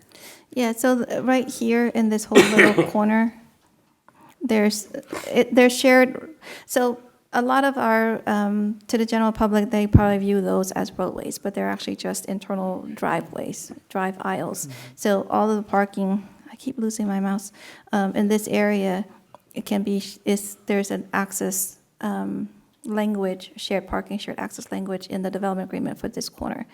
Also, should the Old Time Pottery be redeveloped, they're looking at possibly parking along McGuire on the west side of McGuire. Also, the O2B Kids site still has a medical office pad or an office pad where when they come in for their parking, there's an opportunity for shared parking for nights and weekends there as well. Yeah, my question was gonna be, about the shared access. Are they gonna cut into that driveway that's going into that's going into the hotel, that's going into Christian Brothers? Are they gonna tie into that same? I don't think we have a mechanism to require the existing hotel to build it to this site, but this site will be building their connection to their property line. Okay, cool. All right, great. We're gonna go ahead and ask the applicant if they wanna come up. Please state your name and rank. Hello, Commissioners. My name's Mitch Collins, 801 East South Street, Orlando 32801. I'm the project engineer involved with the project. The rest of the development team's here with me tonight. We'll be happy to answer any of your questions. Do you feel that the restaurant use, if it, gets transient use, it's gonna change the effects of the parking lot? No, we have, I believe, the rest of the team can probably answer better about the restaurant, but I believe that's not going to be signed differently as far as advertised as a separate use. And But it will have transient use though, right? It'll have non-hotel users? Yes. Yep. Okay.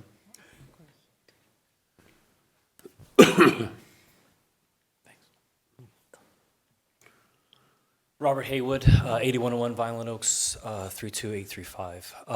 We're part of the management company, Paramount Hospitality. We operate 4 other hotels in the Orlando market.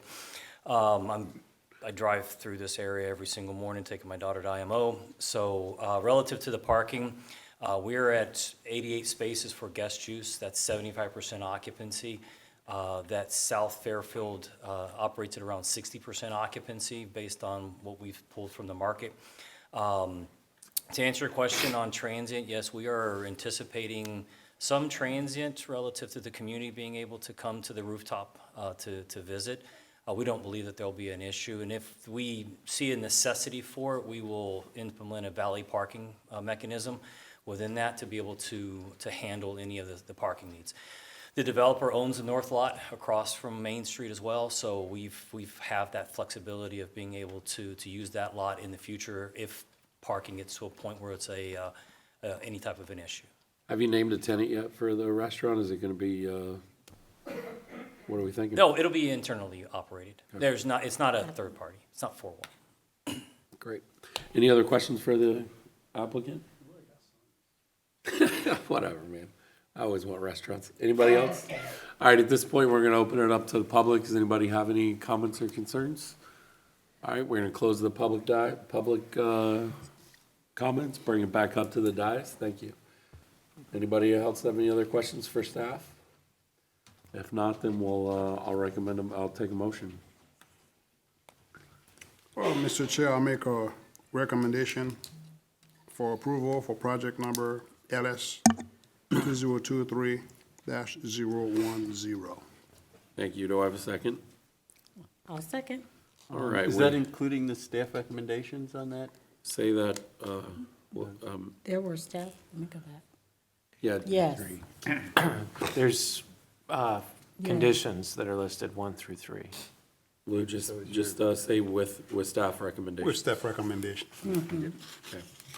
All right, we have a motion to approve, a motion to recommend by Vice Chairman Forges and a second by Member Williams. If there's no other questions, let's vote. Congratulations. Can't wait to eat at your restaurant. I'm not gonna stage a place, but I'll eat there. All right. Okay, we've got a couple comments for this one. All right, this is gonna be number 7. The Gardenia Point rezoning from unclassified and R1A, single-family dwelling district and PUD, planned unit development district, RZ 230202. Mike, can I ask you a quick question?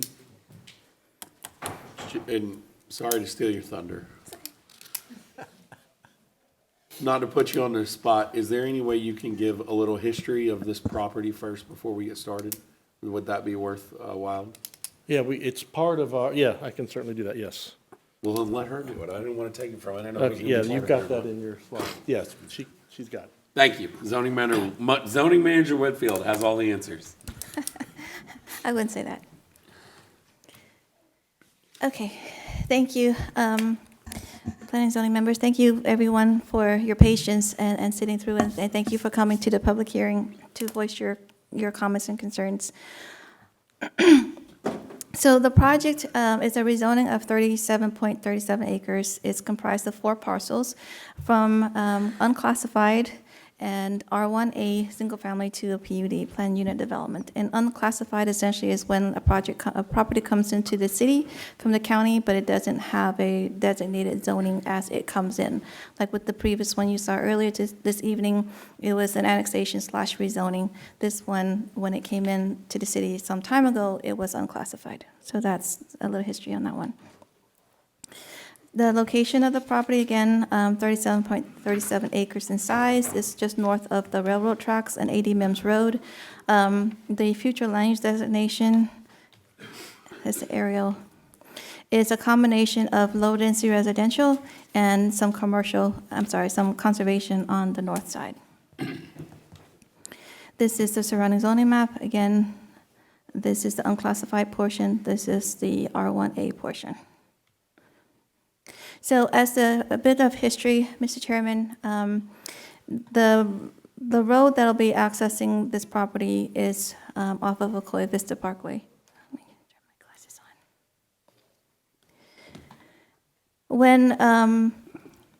When these subdivisions came in, there had always been a planned roadway access to this property. It's a dedication to the city back in 2006. And that tract is here. Ocoee Vista, Clark Road is here, Ocoee Vista comes here. The road ends with a cul-de-sac right at this location.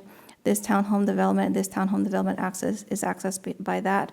Same thing with this townhome development, Prairie Meadows, which I'll show in the next couple of slides.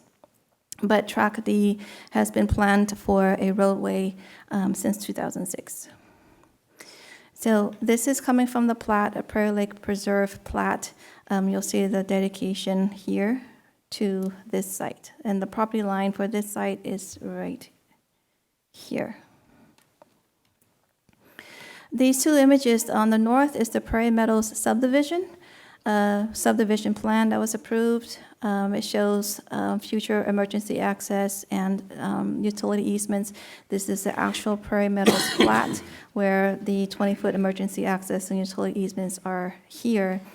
Because the plan has been to provide service via this route and this tract D, because it would not be possible to provide that through the railroad track. This is an aerial of the site. I just wanted to highlight some things. The townhome subdivision adjacent to this is separated from this property by an open space tract.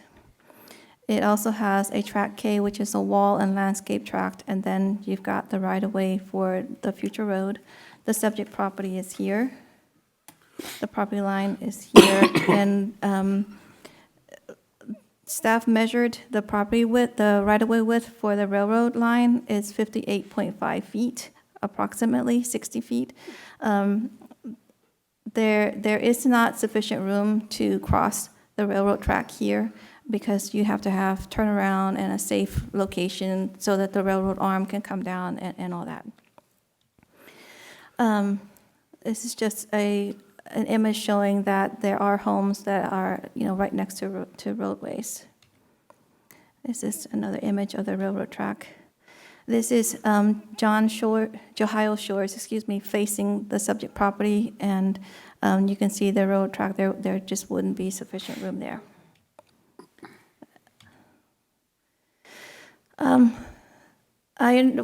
Planning had received some concerns about the proximity of the future road to townhome units, and we just wanted to share this aerial to show that there are several locations where the Ocoee Vista and these townhomes back up to a tract that separates it from the roadway and also the roadway itself. So there's 4 locations, 4 buildings there that have the same situation that would be over here.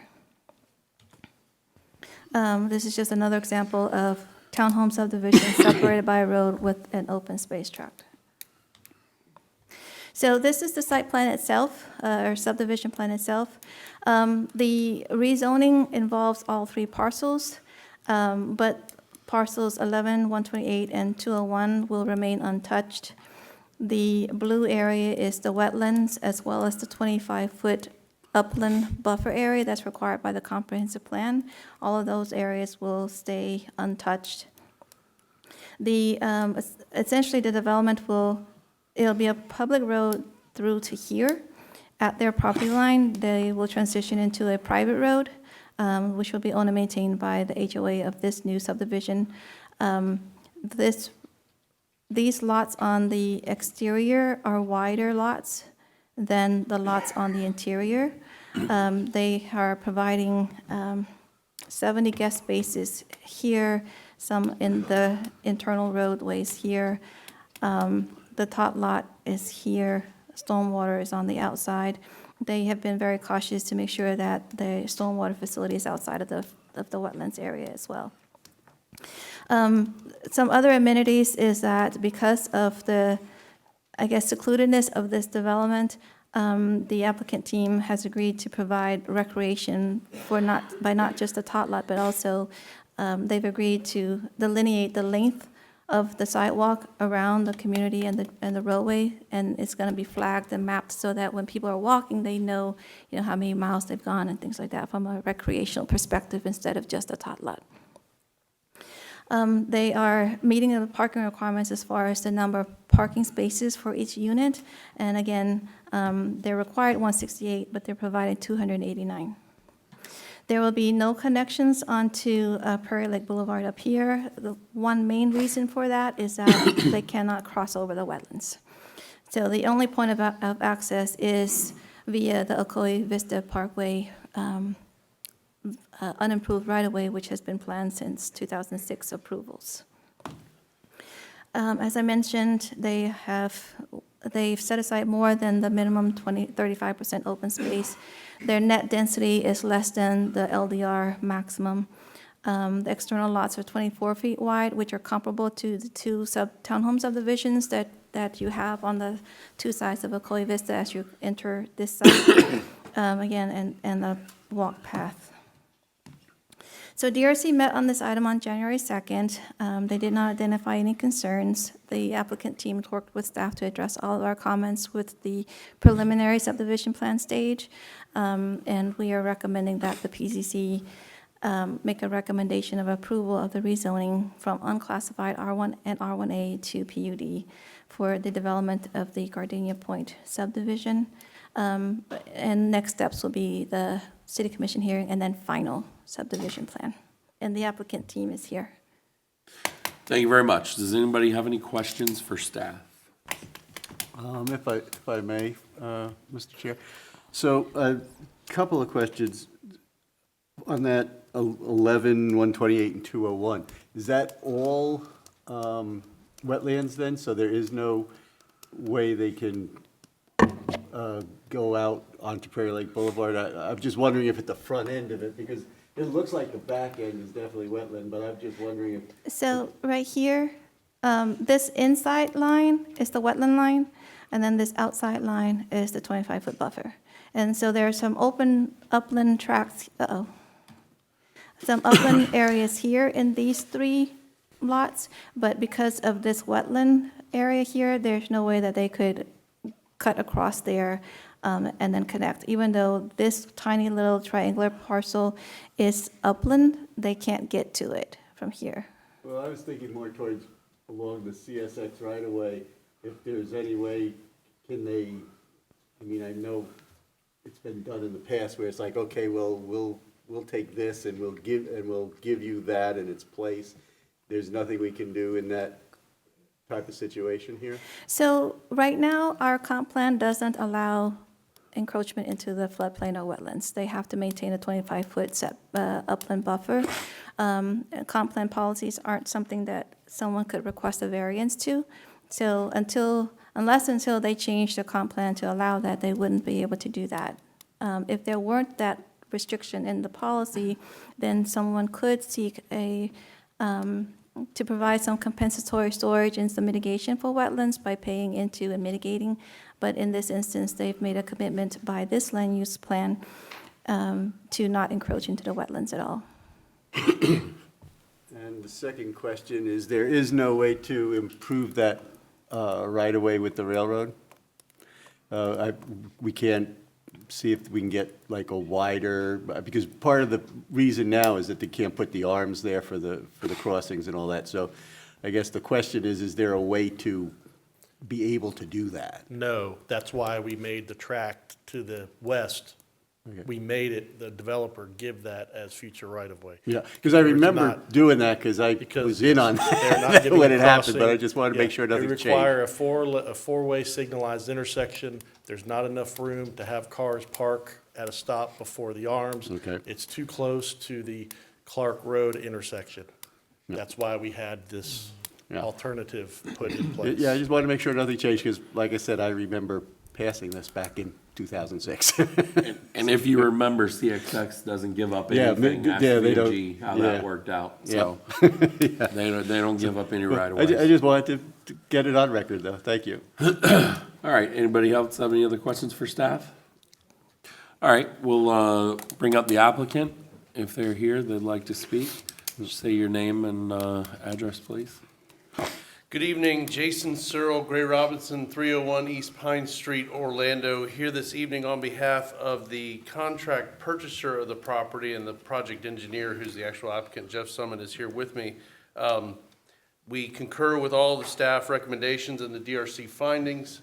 We very much appreciate all the efforts and collaborative spirit that we've worked with staff through this process. I was looking at my notes when we came in. One of our first pre-app meetings was in October of 2022. So it's been quite a process. I think the on-site considerations, mainly in the name of wetlands and wildlife preservation, together with the off-site considerations that were very well spelled out by Nash in her presentation. I had actually pulled those plats and was prepared to use those as part of my presentation. So I very much appreciate that you already had that piece of it covered. Results in what you have here, which is an exceptional product for the city and the future residents. We'd be happy to answer any questions you may have. I do anticipate some public comment. I would ask for a few minutes to respond or retort at the end of it. That would be greatly appreciated. Thank you. After the citizens, you will get a 5-minute rebuttal. All right. In that case, let's go ahead and open up the public comments. The first one I have is, Just don't want to forget in this presentation, Yes. there is a eagle's nest. It is a hunting nest. I see it. Which will have the appropriate permitting and during construction, and I've made the applicants know. We had a similar situation up at Lake Apopka Preserve at Crown Point, and no matter how much construction went on, the eagles made a nest and had babies, and they lost 3 lots. So, but we do recognize that they will license that through FWC during the construction process. thank you. All right, we're going to open it up to the public comments. I'm sorry if I say this wrong. Is it Yada? All right, Miss Yida Capio. I'm sorry? It's difficult saying. I say they're everybody's first and last name typically. so. Okay, so it's Yida Rebecca Thank you. Capio. Address is 1932 Compass Fireway. My main concern with this construction of the road is the increased traffic. As a resident of Prairie Lake Reserve, I'm very much concerned when we're getting off of work or even when we're leaving in the morning to go out for work, you know, getting on and off of Ocoee Vista Parkway. I'm just wondering, you know, there's a possibility or the potential for accidents. There's also a fire station that sits right there on that corner. So I want to know, how is the developer going to address that situation? Okay. We'll let him rebuttal that when he comes back up. Okay, and then the other concern that I do have is OCPS, that's a bus stop area for the students as well. So I'm wondering, a lot of times when the kids get off of the bus, or a lot of times they're waiting on that corner, it may create an unsafe situation for those students that are there as well. So that's something I would like to be addressed. Yes, ma'am. And then I'm also concerned, a third concern is, both communities have, we have playgrounds that sit directly on that road, and I've seen, accidents taking place on different parts of Orlando, Ocoee, and I'm just wondering, is that gonna be a safe road where possibly, I don't know if a car may, kind of run into the fence or something like that. I don't know, I'm just being a concerned parent. I'm also concerned with individuals driving down that road, and for years, we've been in that community, and a lot of people have not known that we were back there. And so we've, in recent years, have had people coming onto our property. Are we gonna, be a target now where people are gonna actually be on our property or just kind of roaming on because they know that we're present? So, concerns. Thank you very much. All right, next we have Julie Hall.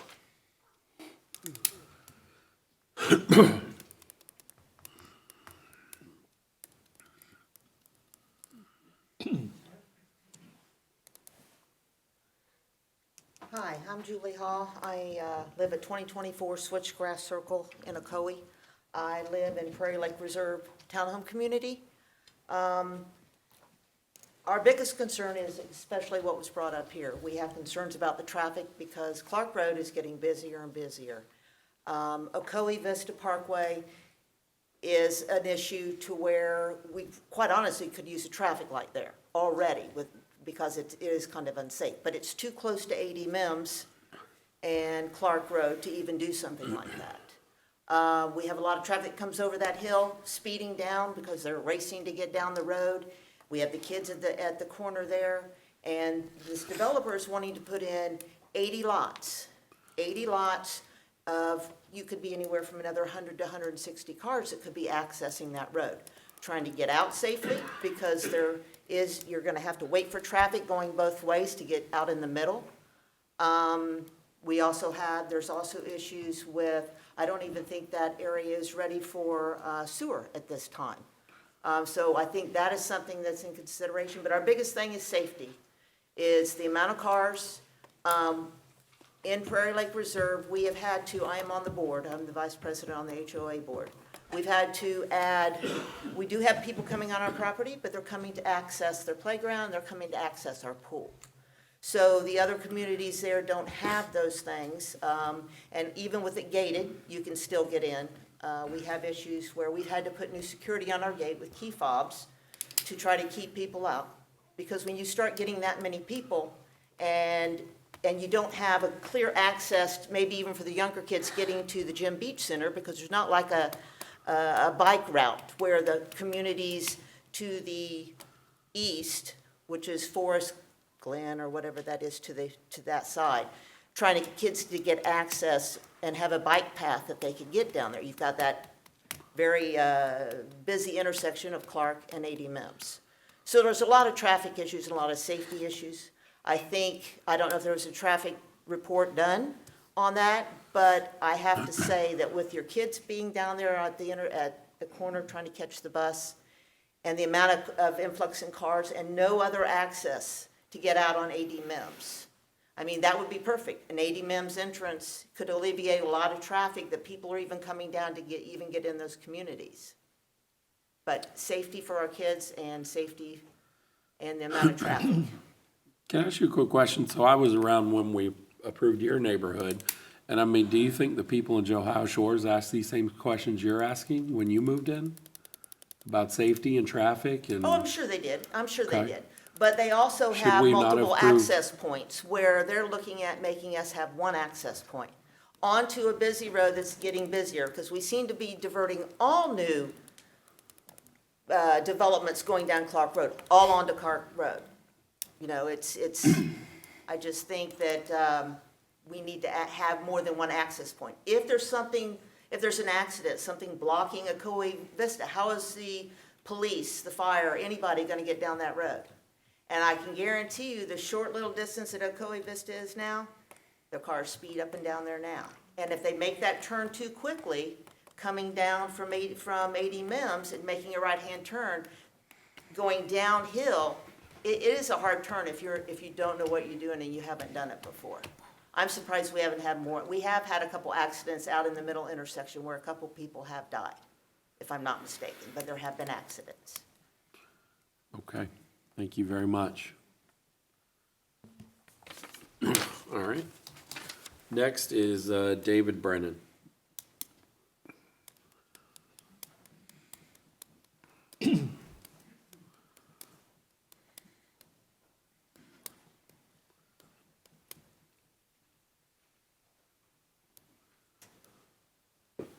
David Brennan, 1508 Ison Lane, Ocoee. Is this overhead work? Yes, oh, you're the one with the overhead?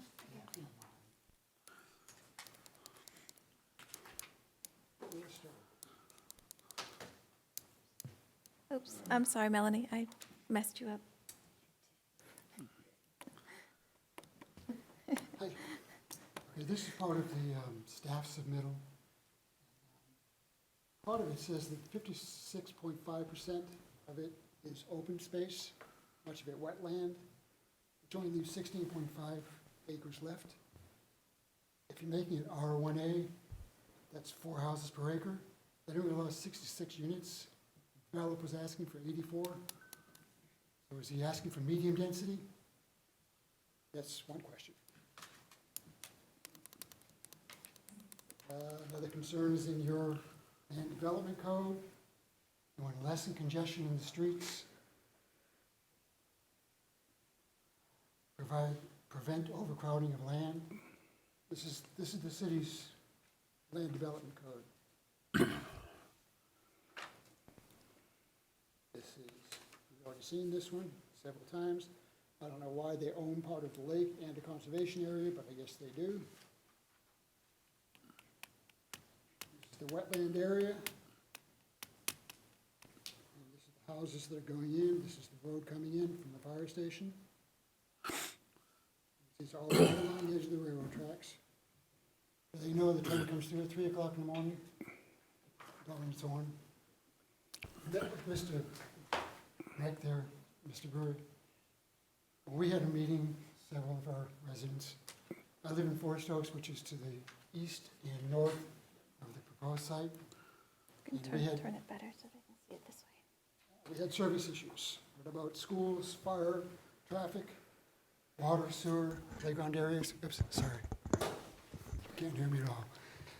And he assured me that this has all been looked at. The school board has done its job and issued its reports. The traffic, they've had 2 separate studies done, and it's been reviewed by the city, so that's taken care of. And the city's already planned for its police, fire, sanitation, and water. So that one there, you've already looked at most of it. The developer use plans, if I understand this to be correct, this is not a site plan, this is a development plan, which means that the developer has to follow this plan exactly. If he doesn't, then it has to go back through the board again, do the whole thing all over again. Because we were concerned in our meeting, not much was given out when they mailed that little piece of paper to us telling us they were going to do that. We didn't know if they were going to put in 5-story apartments. We didn't know. Was that just an architect's design or an artist's design? We weren't sure. And one of the other major issues for us, or me anyways, is the conservation. That area has become home with all the building going on around, especially to the north, for all kinds of animals. Of course, you know about the eagle's nest. It's been there, I've been there 35 years, it's been there at least that long. Yeah. And you see them flying all over the place, plus the other types of eagles too, the ospreys and other eagles. I've seen a golden eagle there. These are some of the other animals that have been seen on that site. Black bears, gopher tortoises, photo bobcats, of course the alligator. We've seen deer there, plenty of raccoons, all kinds of wildlife and birds. And I'm pretty sure I've seen a whooping crane out there. That's the one with the black at the bottom of its wings and the black tail, which is an endangered species, and many reptiles. Some of those, the black bear, now I know the city really doesn't do anything with wildlife. That's up to Florida, FWC, Florida Wildlife Commission. But you need to consider that these are the animals that live in that area. And they're gonna come in conflict with us in our neighborhood and these new people coming in. And the black bear it's a Florida black bear management plan, which I'm sure the FWC will get into.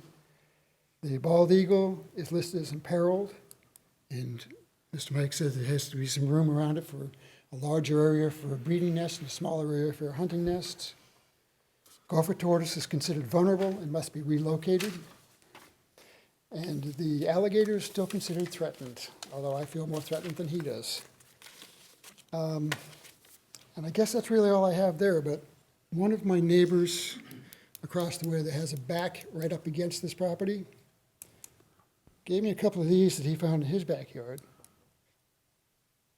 I don't know if you can see what those are or not, but those are arrowheads, and he's found more of them besides these, but these are just some that he brought today just for display. This is his fence borders this property, the wetland portion of this property. I just want to make everybody aware that this is a truly natural area back in there, and even the lake itself, there's no boats. Boats are not allowed to have gas motors on that lake. It's electric motors only. It's a pristine lake. Sir, I'm so sorry. We have a 5-minute time. I gave you a couple minutes over. That's okay. I apologize.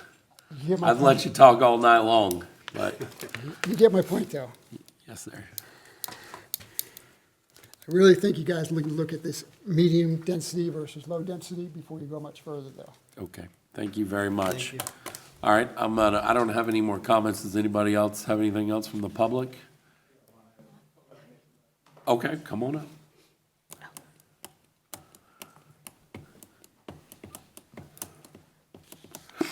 Ben Pieper, 1980 Switchgrass Circle. My property is... Grab that mic in front of your face if you would, thank you. My property is right up where the turn's going to be. So my concern is, so the bus stop we've established is on Clark Road. My concern is the children coming up from the bus stop, they can either take that roadway, which I assume there's going to be a decorative fence between the roadway and the train tracks.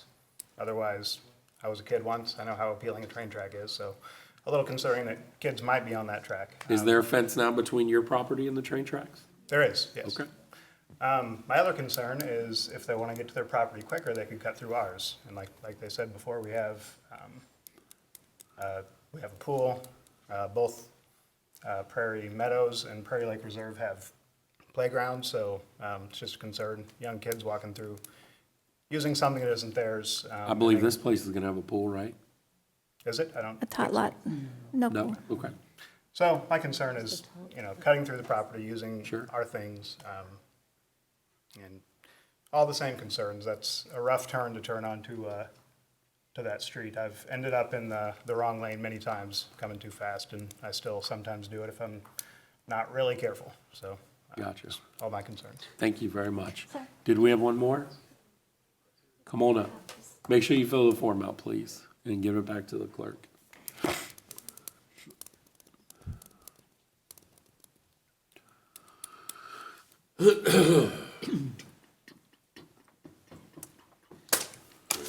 Good evening, Alex Nasser, 1226 Stonewater Circle. Yeah, I'm across the street from the PUD. And actually, I used to work for the city from 2003 to 2006, 3 years. I have 3 questions here. The first question is, the trees between the access road and the railroad, are they gonna be cleared or saved? And then the second question is, between the access road and the railroad, is there going to be a fence or no fence? And then, well, the last one for the developer, actually. The train there comes by sometimes 2, 3, 4 in the morning. Everybody's asleep. The train operator, he blows the horn wide loud. Mm-hmm. And nobody on the road, everybody sleep, and it goes continuous. So I think the buyers by the railroad, they have to know that. I mean, I think when they see the models, they'll see there's a train track there, right? I mean. Yeah, I mean, we all sleep and it goes continuous, like for half a minute. Wake up, everybody, I'm here. So, I mean, we got used to it now, anyways. Yep. Okay, that's it. Thanks. Thank you. Yes, ma'am, come on up. You have to do it from up here, and you have to fill out a form. Especially since you've been holding that baby all night, you can ask as many questions you want, long as it's a 5-minute period. That's all right. My name is Aubrey Pieper. I live at 1980 Switchgrass Circle. Okay. Same residence as my husband, obviously. My questions were, initially, when you were showing the pictures, you mentioned the existing road, like when you turn into the fire station, and there's a road that's already running up against the back of some of our community's townhomes. Were you saying that the new road would be of equidistant to our townhomes, that that road that's already there currently is to the back of the existing townhomes? Does my question make sense? I'm sorry, did you want me to answer? Go Okay. ahead. Not that they're equidistant, but that there is a separation between the backs of the lots, and then it's a tract, and then the roadway right away. So you're not saying it would be the same Exactly, distance? no. Okay. Will there be sidewalk on either side, so outside of our gate, will there be sidewalk on either side of that road that leads back to their new community? Yes, city code requires that streets have sidewalks, not 60 feet wide, 6 feet wide, and also street trees along, as part of the construction of the roadway. I know that Clark Road is also having the expansion done at the further end. Do they plan on continuing to expand the road that's up where that bus stop leads off? Because the reason people are zipping over the hill is directly after or before the fire station, you merge immediately. So what's happening is everyone's zipping over that hill Merge will go away. to merge, so the merge will go away and it will be expanded. Is that going to be done what a year comparatively to No, the when community? Clark Road's 4-lane, which is It's- almost it's un- done. It's under construction now. It's under construction. I know, but I'm just saying, it's closer than it was 2 years ago, So right? I'm that- holding on hope. The construction hasn't started on our area unless I'm blind, correct? It's getting there. So eventually, okay, then here's the question. So as that construction's happening, is the community going to be there before or after the construction? Thanks for your questions. All right. I believe I had one more in regard to. We're gonna let Mike come up and answer your question. The Clark Road widening is presently happening. They're pouring there's a lift station that is on the west side of the road across from the fire station. A new driveway is being poured there. The merge will go away. It'll be 4-lane. It's under construction now. This site has to go through full engineering review, and then they have to do site development. So the 4-laning will be done before this breaks ground. All right, I believe that's all for now. Thank you. Thank you very much. All right, I'm gonna allow one more, and then I'm trying to let everybody speak, right? You guys it's very important, but at the same time, I think we're rehashing the same information over and over again. My question is. What's your name and your address, My name is please? Cheryl King. I'm at 2024 Switchgrass Circle. Thank you. And I'd like to see, is there any chance that Ocoee Vista could continue and the city maintain operating this road that y'all are going to run parallel with the railroad track? Could Ocoee Vista maintain that just so we could have some consistency and make sure that it's maintained? Because it is going to be right outside of our neighborhood. Sure. Does it have to cut off there at the end, or can Ocoee Vista continue on to where Gardenia will start at the old, where there is that crossway of the railroad track? Isn't it all gonna be that same? Yes, Ocoee Vista is being extended Yeah, to city it's gonna all standards be all the way Ocoee to. Vista. Okay, because the way that I was explained is that where it's circled, then that road was going to be the entrance into the neighborhood. That's not going to happen? It's all, so, let me go back to that slide. The yellow. So that is going to stay Ocoee Vista? Yes, all of this is Ocoee Vista. Okay. In the yellow. And as far as the sewer, the staff report said that there's not sewer ready. Do we have any information? Is that something that the city's going to incur, or is the It's- developer going to do that? The developer constructs all of their infrastructure, and the sewer access point will be right here where the easement was planned years ago. Okay, and so they're covering all that? Yes. Perfect. Thank you. One more, and that's it, I promise you.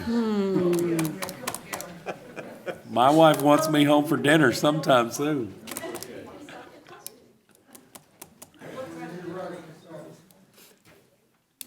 Just state your name and address, please. Hello, my name is Rick Carlson. I live on 1505 Ison Lane. Our property backs up to what I hope will be the conservation area.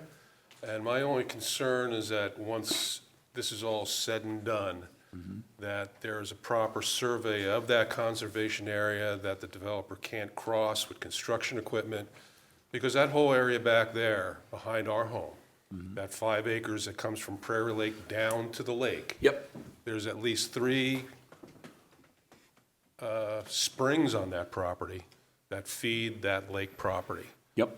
And in conservation, let's conserve it if we can. I think that's the plan. Okay, great, thank you. Thank you for your sir. time. Yeah, please fill that out. All right, that's it. I'm closing the public hearing. I appreciate everybody's comments. We're gonna let the developer come back up for a rebuttal, and I have some questions for the developer. Great. So, and then I'll let you have your rebuttal. So some of the questions, were trees. Are the trees staying there at that track D? Are those trees staying there? Is that where the road's going itself, right? That's where the road's going, so Okay. some of them will have to come down. Is there gonna be a tree buffer between that road and the track 2 there? But guys, I'm sorry. I need to ask you not to make any loud chit chat. I can't hear myself think. About 60 feet, 50 feet at least. Mr. Chairman, the road, it will be a publicly owned and maintained right-of-way. Yep. And within that right-of-way, you will have water and sewer running adjacent to. The water may be under the pavement, but, so that the trees will come out for the road. And there's about 60 foot, and there's not much wiggle room in there. All right. So, Thank you. Are y'all gonna put a fence up down the, this is for the developer. Y'all gonna put a fence up? This is the rezoning stage, or preliminary stage of development, right? The next stage, that comes as final engineering and site plan engineering. Yes or That's no? when the fencing is gonna come up. But you plan on putting a fence up? I mean, but where? Yeah. around the development, around where the road's gonna go. Okay, because there's not going to be a fence in the public road. Of course not. Okay, Behind good. their houses there. Right. Sorry, Mike, I didn't mean to. These are all good questions and things that we've thoroughly vetted through the, year-plus process, so. Yeah, and it's definitely gonna come back for the site development. It's just, you think they plan on putting a fence there behind those houses? That's a question for you. I'll be happy. Just real quick, Jeff Summit with Summit Engineering, 3667 Simon to Place Lake Mary. We fought with the site plan for, as Jason said, over a year and a half. And so in regards, we do have a sidewalk back there. We haven't talked about the landscaping plan or the hardscaping to date. Obviously, that comes with PSP, and Yep. we'll do that brain damage. I can't say yes, I can't say no, but obviously you're going to see it again, and you're going to be able to make that determination. I think at the end of the day, I can't say yes hard, but I'll say it would probably make good sense. Yeah, So just keep it in mind, right? That's what they've asked for. Yeah. Okay. May I ask a question there, Mr. Chair? Just- 1 second. Let me get mine out first. All right. I don't want to forget. So big question about the wetlands, right? It looks like for sure you guys have a buffer, it's 25 feet. What's the buffer, and this is to a notch, what's the buffer behind Forest Oaks and that wetland? It's a good distance, and it sort of meanders. Yeah. So I don't know definitively what that number is, but I do know that there's like right here, I'm sorry. That's Forest Oaks. Oh, Yeah. yes. We're gonna go online real quick. Just guess. Well, yes. The subdivision to the west, developed under our new land development code, which was maintain the wetland, put a 25-foot buffer. You can see when you go to the property appraiser, you can see Yes. that 25-foot hard buffer. This development will match. If you look to the development to the east, no, there's old subdivision. Yep. The lots go right to the lake, they move Right. right to the lake. So you can see the transitioning of the newer codes to the old codes.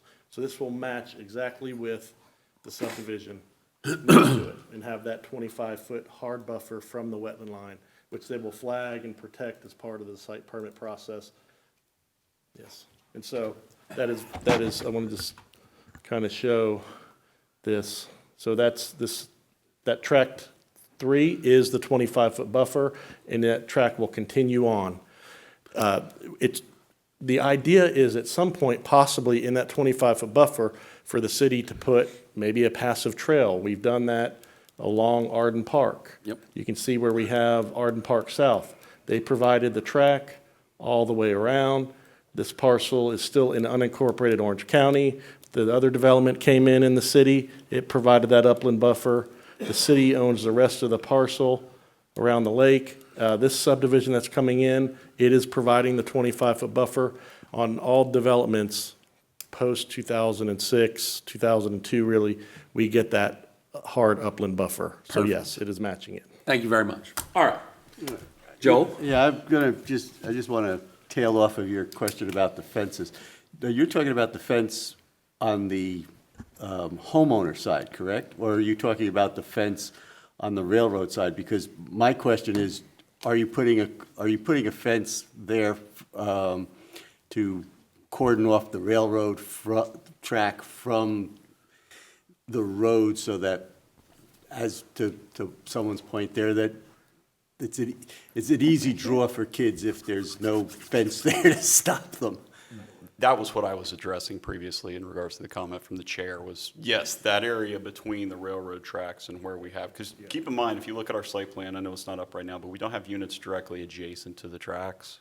Well, I'm thinking So we along have that on-street parking road that as it's coming, as that road makes the left, I guess it's a left-hand turn there, and then goes into your development, that whole section there, you're talking about running parallel to the railroad track, and I'm looking not necessarily just inside the subdivision, but if we're continuing that road, is part of that continuation, are you going to look at putting the fence, extend that fence, that whole area short of the right-hand turn coming back out of your subdivision? Well, be cognizant of the fact that Tract D is public right away, so it's not physically our property. So if I put a fence in there, it now becomes your fence. Yeah. So that's going to be a discussion that the city's going to have, because that's Yeah. not going to be a maintenance issue from a development Right, perspective. I It's know going it to would be, be a- it's going to be the city's responsibility. So when we look at what city's code is for standard roadway sections, we don't have fences on city roads for a reason. And so that's something that staff's going to have to work out. I can't say that I can't tell you I can do it because it's not my property. So I have to listen to staff's recommendations in regard to that section. Yeah, Joel, I think the goal was to just get it into the conversation, right? And when it comes up into the next phase, Yeah. that's really when it needs to be discussed. Yeah. But, okay. Anybody else? All right, thank you very much. In that case, I'm going to close the public hearing. Mr. Chair? Yes. To the gentleman's question regarding density, Yes. it's calculated based on the gross land area. Okay, So they have well over 100 units available. thank you. And Chair, if I may. I'll open it back up for just. Thank you. Just to wrap up the last couple of comments, the second lady that spoke asked about, did we prepare a traffic study? In fact, we did, and it was reviewed by the city staff. A report was prepared.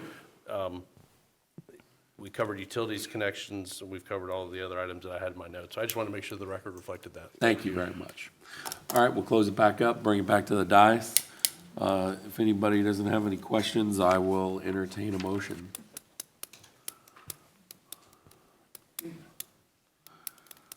So, Mr. Chair, I move that we recommend approval of the rezoning number RZ 230202, along with staff recommendation. Thank you. Do I have a second? I'll second it. All right. So we have a a recommendation for approval by Member Williams and a second by Member Crocker. This is normally where I would ask if any additional questions, and I have one more. Anach, if we Yes. didn't approve this tonight, if we said no, it goes to the commission, let's say they say no, what is the developer, I mean, what are their rights? Would they, if we said no to them? They have 30 days to appeal to the city clerk, and then that goes up to the actual court. What would the consequences be if we said no? I'll answer some, and then we'll let the city attorney answer some. Yeah. So the denial by the city commission, there would be a set reason for the denial. And the denial would be something like number of units, density, of which the tough part is it complies. So when the gentleman showed that we looked at schools and we looked at fire, the land use is not changing. So the level of service of up to 4 dwelling units an acre is perceived in our comprehensive plan. They're not increasing that. So it's really a physical site plan issue. And so what do you deny? You gotta have a reason, and that's what the circuit would be sent to the circuit court if the applicant wanted to go to the next level. This is quasi judicial. This is the first level of the court case. City commission is a second. It's what we're making evidence. So I'll let Attorney Mike expand. So what you have, you're a recommending body. You're not the final decision maker in this. Your recommendation becomes part of the record, and then at the next level, the city council then makes a decision, which then, if that decision isn't based on competent substantial evidence supporting the rezoning, their decision, either party, be it the city or the applicant, and your question was specifically whether if it was denied, if the evidence doesn't support it, a court could overturn that decision and send it back to the city council to rule in favor of what the court views the decision should have been, or have them reweigh the evidence. But that would require an appeal to the circuit court, and it would take some time. But at this level, you should evaluate the evidence you have before you.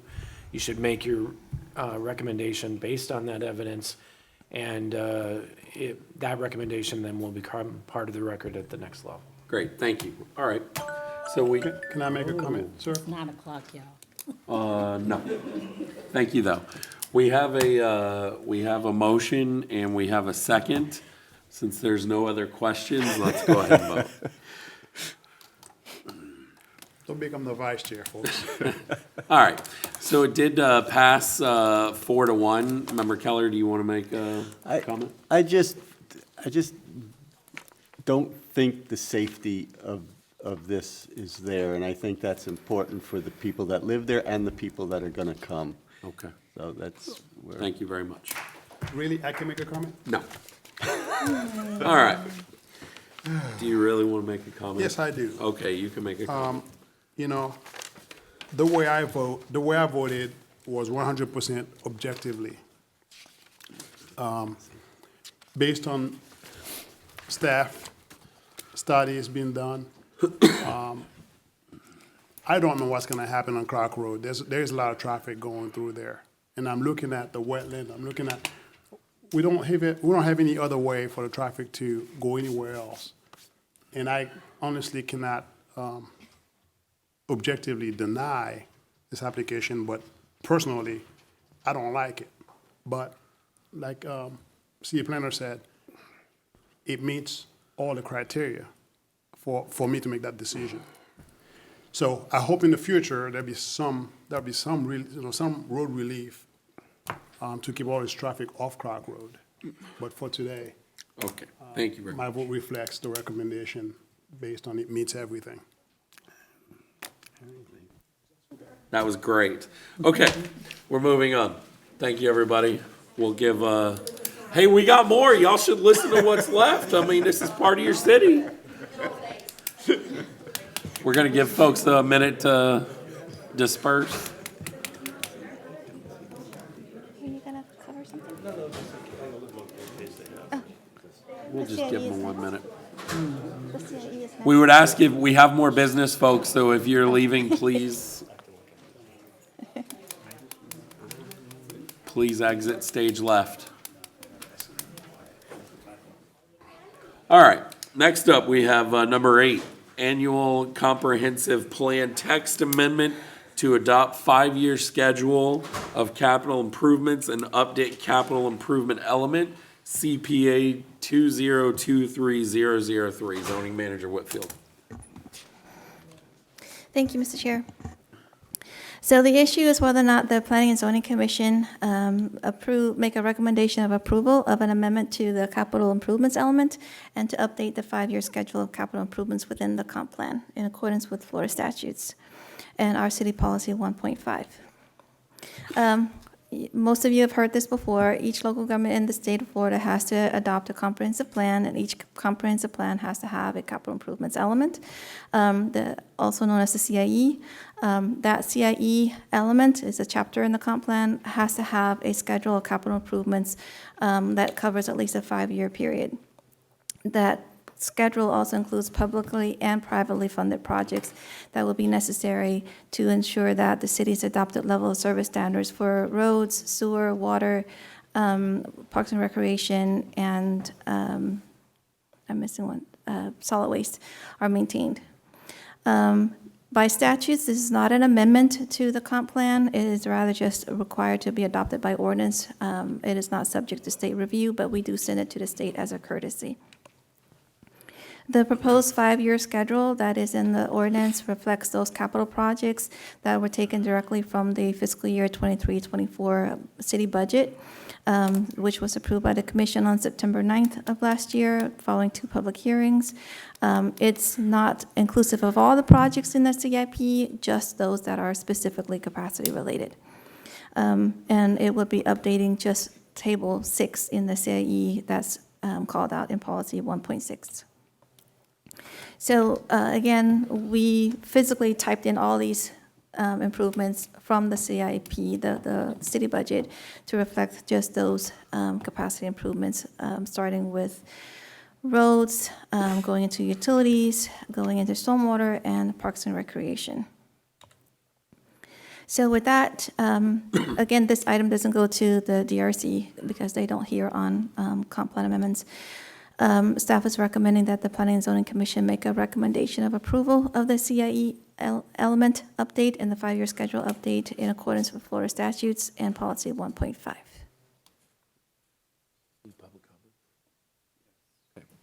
All right, any questions for staff? Great, we'll open it up to the dais. Anybody? Close the dais, bring it back up. Anybody have any questions for staff? All right, I'll take a motion, please. Mr. Chair, I'll make a motion that we recommend approval of project number CPA-2023-003 for the comprehensive plan amendment. Thank you very much. Do I have a second? I'll second that. All right, we have a recommendation for approval by Member Keller and a second by Vice Chair Forges. If there's no other questions, let's vote.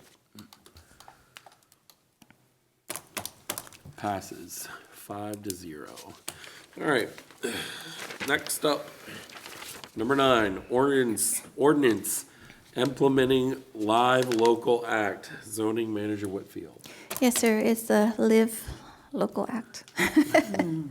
Senate Bill. You know the American language, home, come, come. One right now, who cares? It could be either one. Yeah. Just let it be. Okay, so the issue is whether or not the Planning and Zoning Commission, acting as the local planning agency, should recommend approval for an ordinance to implement the statutory requirements in Senate Bill 102, which was approved very recently. The whole topic of this update is relative to qualifying affordable housing projects as opposed to just affordable housing projects. So as some background, Senate Bill 102 was approved by the governor on March 29th. It became effective into the laws of Florida on July 1st, with the goal of increasing affordable housing throughout the state of Florida. like some of the other Senate bills that we brought before the Planning and Zoning Commission, this one has certain preemptions as well to both counties and cities. So just a quick highlight, the bill itself is like 100-something pages. But the key takeaway from the bill that impacts us procedurally is with respect to how we treat our multifamily and mixed-use projects. So what the bill requires is that we allow affordable multifamily and mixed-use residential at the highest density that the city allows in our comprehensive plan, which right now is 16 units per acre, without the need for a comp plan amendment. For the caveat to that, excuse me, what makes them qualifying is that they have to allocate a minimum of 40% of those units as affordable housing units. I'm sorry. And the definition of affordability is defined by Florida statutes. So for mixed-use residential projects, then a minimum set aside is 65% of the square footage of the development that goes towards affordable housing units. The next issue is that these affordable housing projects can be located in any lands in the city that is currently zoned for commercial, industrial, or mixed uses. So all of our C1, C2, C3s, I1, I2s, and any PUDs. Next is that they can have the highest building height of any building within 1 mile of that project site. So if there is a project site that's coming in, let's say it's 5 acres, and within 1 mile, and that's measured as the public travel route, not as the crow flies, let's say if it happens to be next to the hotel, which is 6 stories, that housing project could have that height. Or if it's next to something that's no taller than 35 feet in height, then it couldn't be any taller than that, or whatever the zoning would normally allow, which for commercial would be 45 feet. The next issue is that regardless of whether or not it is a small-scale project, for us it's, I believe it's 12 units. So whether it's 10 units or 200 units, it does not have to go through any public hearing process. The statute preempts us from following our procedure to take that through a public hearing. So those projects moving forward will not be coming to this body or to the city commission. It also requires cities and counties to consider parking reductions if that site is within a half-mile radius, a half mile of a major transit stop, or is otherwise accessible by transit. So it didn't specify what the parking reduction is. It just says that the city must consider parking reductions. So based on all of that, we, Planning and Development Services, worked with the city attorney to develop the proposed ordinance, and what is being presented to you all tonight is the creation of a new section 5-15, creating subsection D. You'll recall that I think the last one was tourist homes, that was subsection C. The ordinance includes some definitions. A lot of those definitions pull from the statutes, clarifying specifically those zoning districts that are spelled out, the parking and the density and the height, including those in the definitions, and how we as staff would look at those, clarifying that if any project comes in that isn't falling under these preemptions, they would still have to meet our other regulations. And then creating an administrative approval process. Basically, we currently have a section 4-3, which outlines how we take a large-scale site plan through the process. So pre-application, DRC, PCC hearing, city commission hearing, and all that. What we're saying is that these qualifying affordable housing projects would have to follow 4-3 in terms of their submittal requirements, but they just would not have to go through the public hearing aspect of it.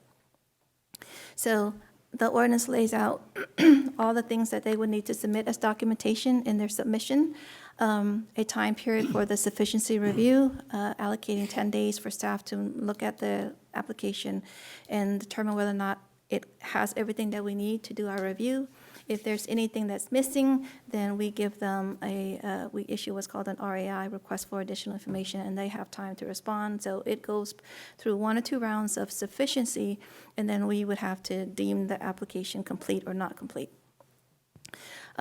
The statute also has some time periods for when the application has gone through site plan review and approval and goes into the building permitting stage, where there's some timelines in there as well that we will be talking to the building team about. But that lives outside of the LDC.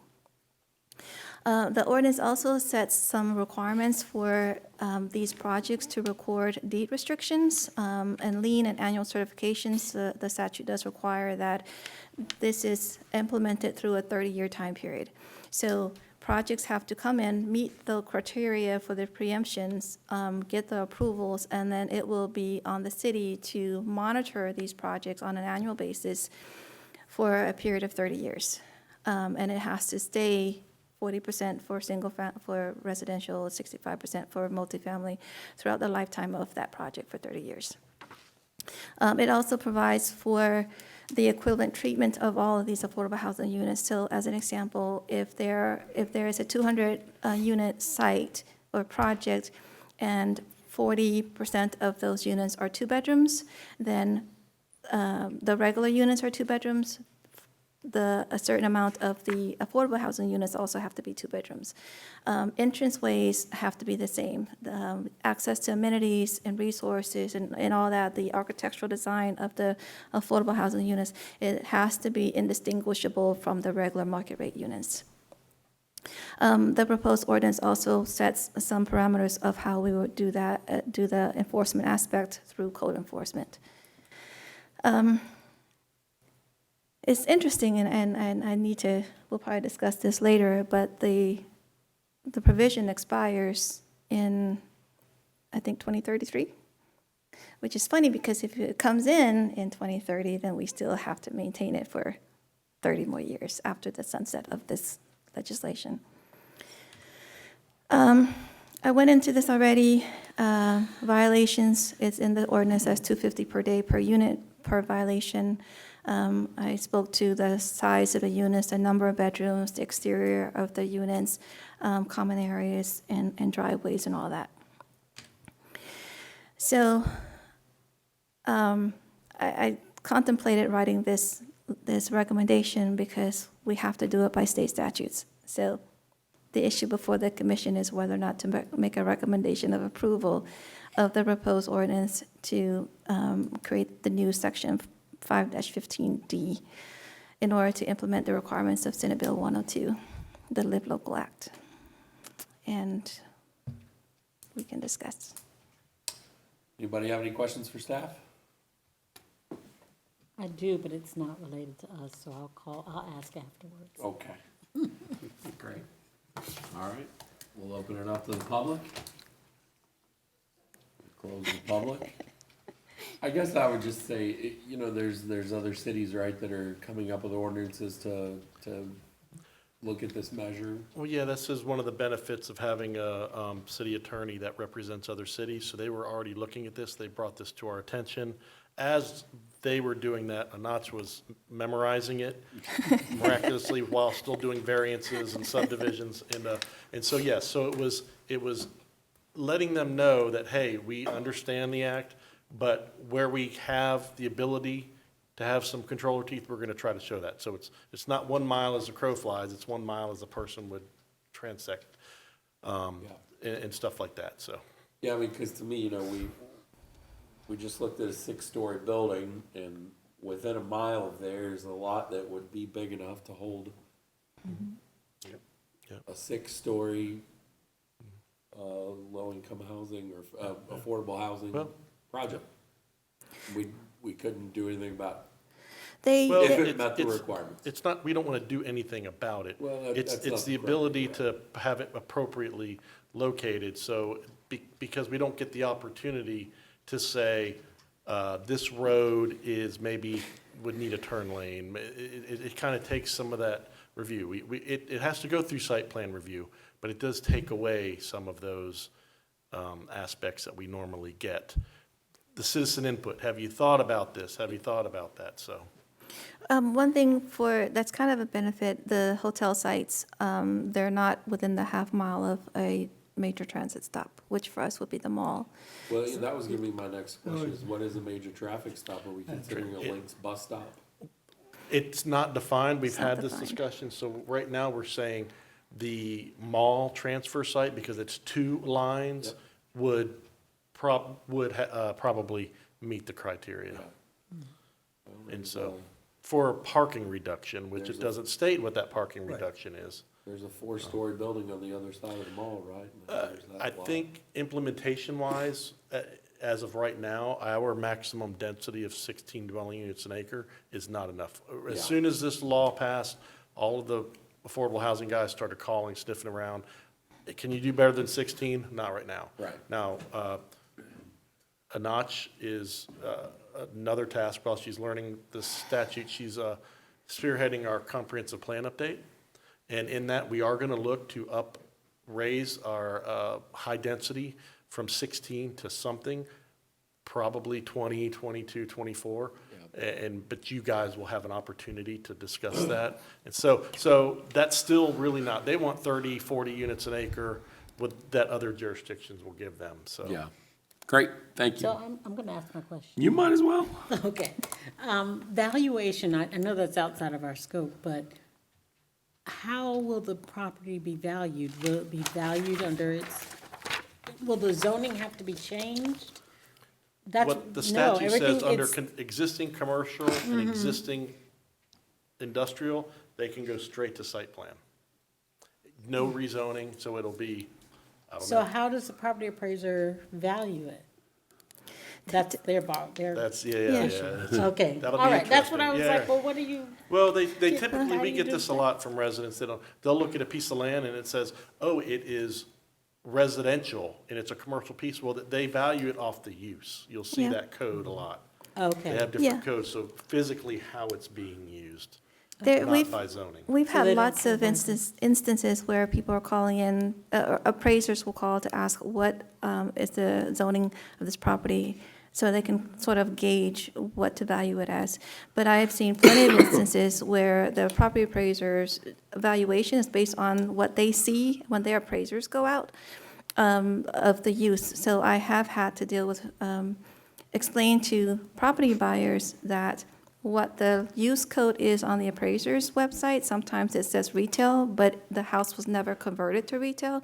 What they bought was a single-family home that's essentially non-conforming. So they essentially bought a problem.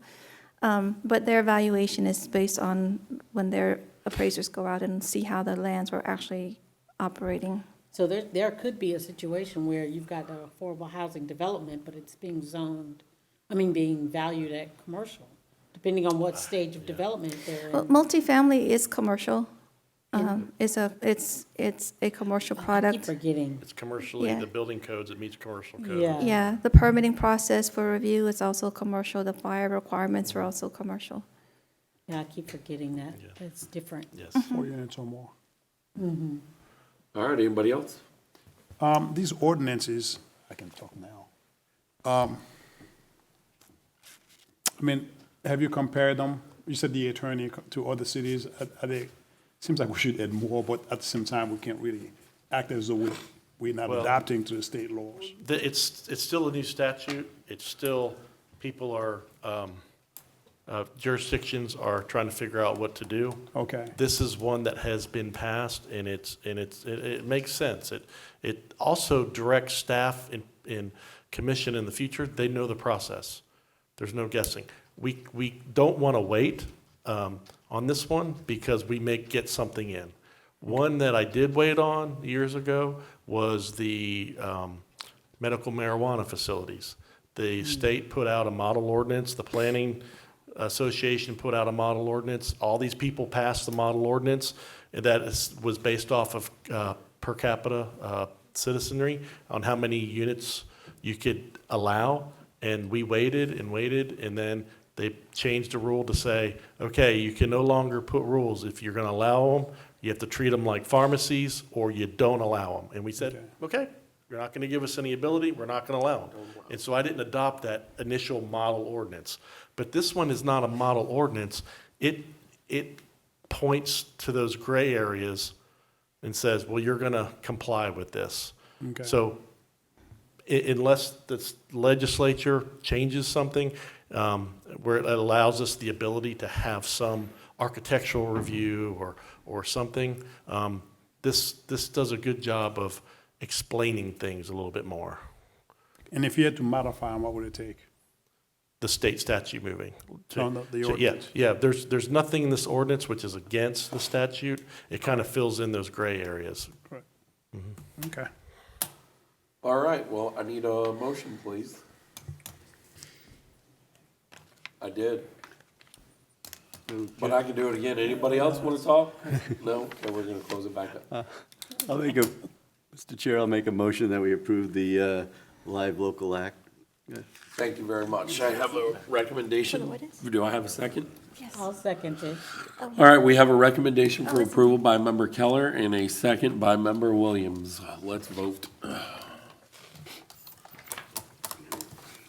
Passes 5-0.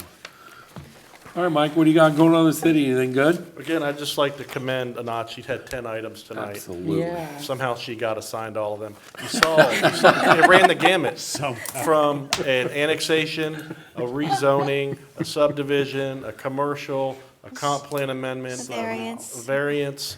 It was a lot of hard work while spearheading, again, this comprehensive plan, which we look forward to bringing to you all, setting a workshop date here in the near future.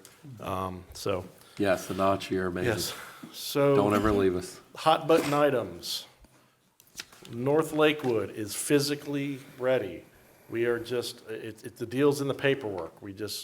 The finance, direct finance guy found one, form that we didn't fill out and credit's not going through. So it'll be open. They've removed, on Friday, they're moving. They said they're gonna remove the maintenance of traffic, which still keeps liability on them until we officially accept it. We'll see if that comes through. We're trying, but it's ready. It's really, get a document and it's accepted and it's opened. Great. What else? Anything? City Center? What's that? What's that? City Center, though?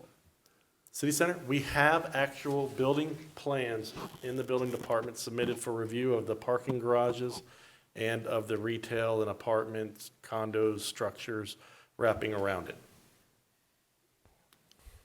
One other, where are we at the bell tower since that sort of came up in a little bit with the Ocoee Oaks property? I'll tell you, we've done everything. We've approved the small scale site plan, we approved the building permit, we approved the temporary use for a cell on wheels, 2 cell on wheels, so they could put them on trailers. Did they put them out there? Okay, they might have cell tower on wheels in the back, but they've modified the plan since we've approved it, and they've moved things like a couple of feet inside the fence area, so it's all we're waiting on it. But they have done some temporary measures. Cows, cell on wheel. All right. Anybody else? Do you know if the Ocoee Village has, if they've got a tenant yet for the grocery parcel? There's no, until to sign a lease, they've got to guarantee an operation date of no more than 18 months away, and they're not even. Yep. They're. Thank you. Yes. There was a video going around on Facebook that said there was a tenant. I was like, I don't think so. What we saw on the news is that it's under foreclosure, and we'll see what happens, but we are monitoring that. Cool. All right, well, if nobody has anything else. Motion to adjourn? Huh? Oh, sorry, there's announcements. We did a new slide. Let's have announcements. Comp plan 45, so I told you that Notch is working on that. We're gonna be bringing that to you in a workshop. We're gonna go over data analysis, which will show you the population we're projecting by 2045, showing how the housing is done, how we've built out, how level of services. Then also, just to make matters even worse, we're doing a full land development code rewrite. And we've hired a consultant for that. We're kicking that off internally tomorrow. And so we'll be doing, Levon can tell you, Commissioner Williams, that it is a big undertaking, and we're down to staff, and we just are loving every minute of it. Now, here's a cool thing. The city of Ocoee is providing the Lakeshore Center for the the Florida chapter of the American Planning Association. They do a planning officials training meant for P&Z members, people on boards. And so we get 10 free spots. It is April 19th in the Lakeshore Center. You can go for free. You just have to take that Friday off from work. And you can you can go through and have official training and maybe a certificate or something. Food provided? What's that? Food provided? I'm sure there is, yeah, because there's a cost, yeah, they usually, yeah. And so this is the second time, we've used this Lakeshore Center for a Planning 101 for this chapter. We had 60 planners from Central Florida, they love the location. Once they get to Ocoee, they're like, this is close to everything. They realize all roads lead to Ocoee, that's why we made it on, Miranda sent me, the Yahoo list, in the top 10 growth cities in the state of Florida, we made number 4. Awesome. You guys are doing a good job. Awesome. All right. Is that all the announcements? Question, how do you do a comprehensive plan if you don't even, with this local live act? When you The don't know comprehensive what's plan coming? is the 20-year vision. Right, so Live you don't even know local how is many a- residents you're gonna have. I mean, you Take that can't up with plan the that. legislature. Yeah. Daniel Webster, Yeah. or that's the US, never mind, state legislature. So for that training, is there going to be a registration? How does that work? Yes, we will get that to you. Once, they just did the save the date, they'll be offering it, and we'll send all that information to you. Have a good night.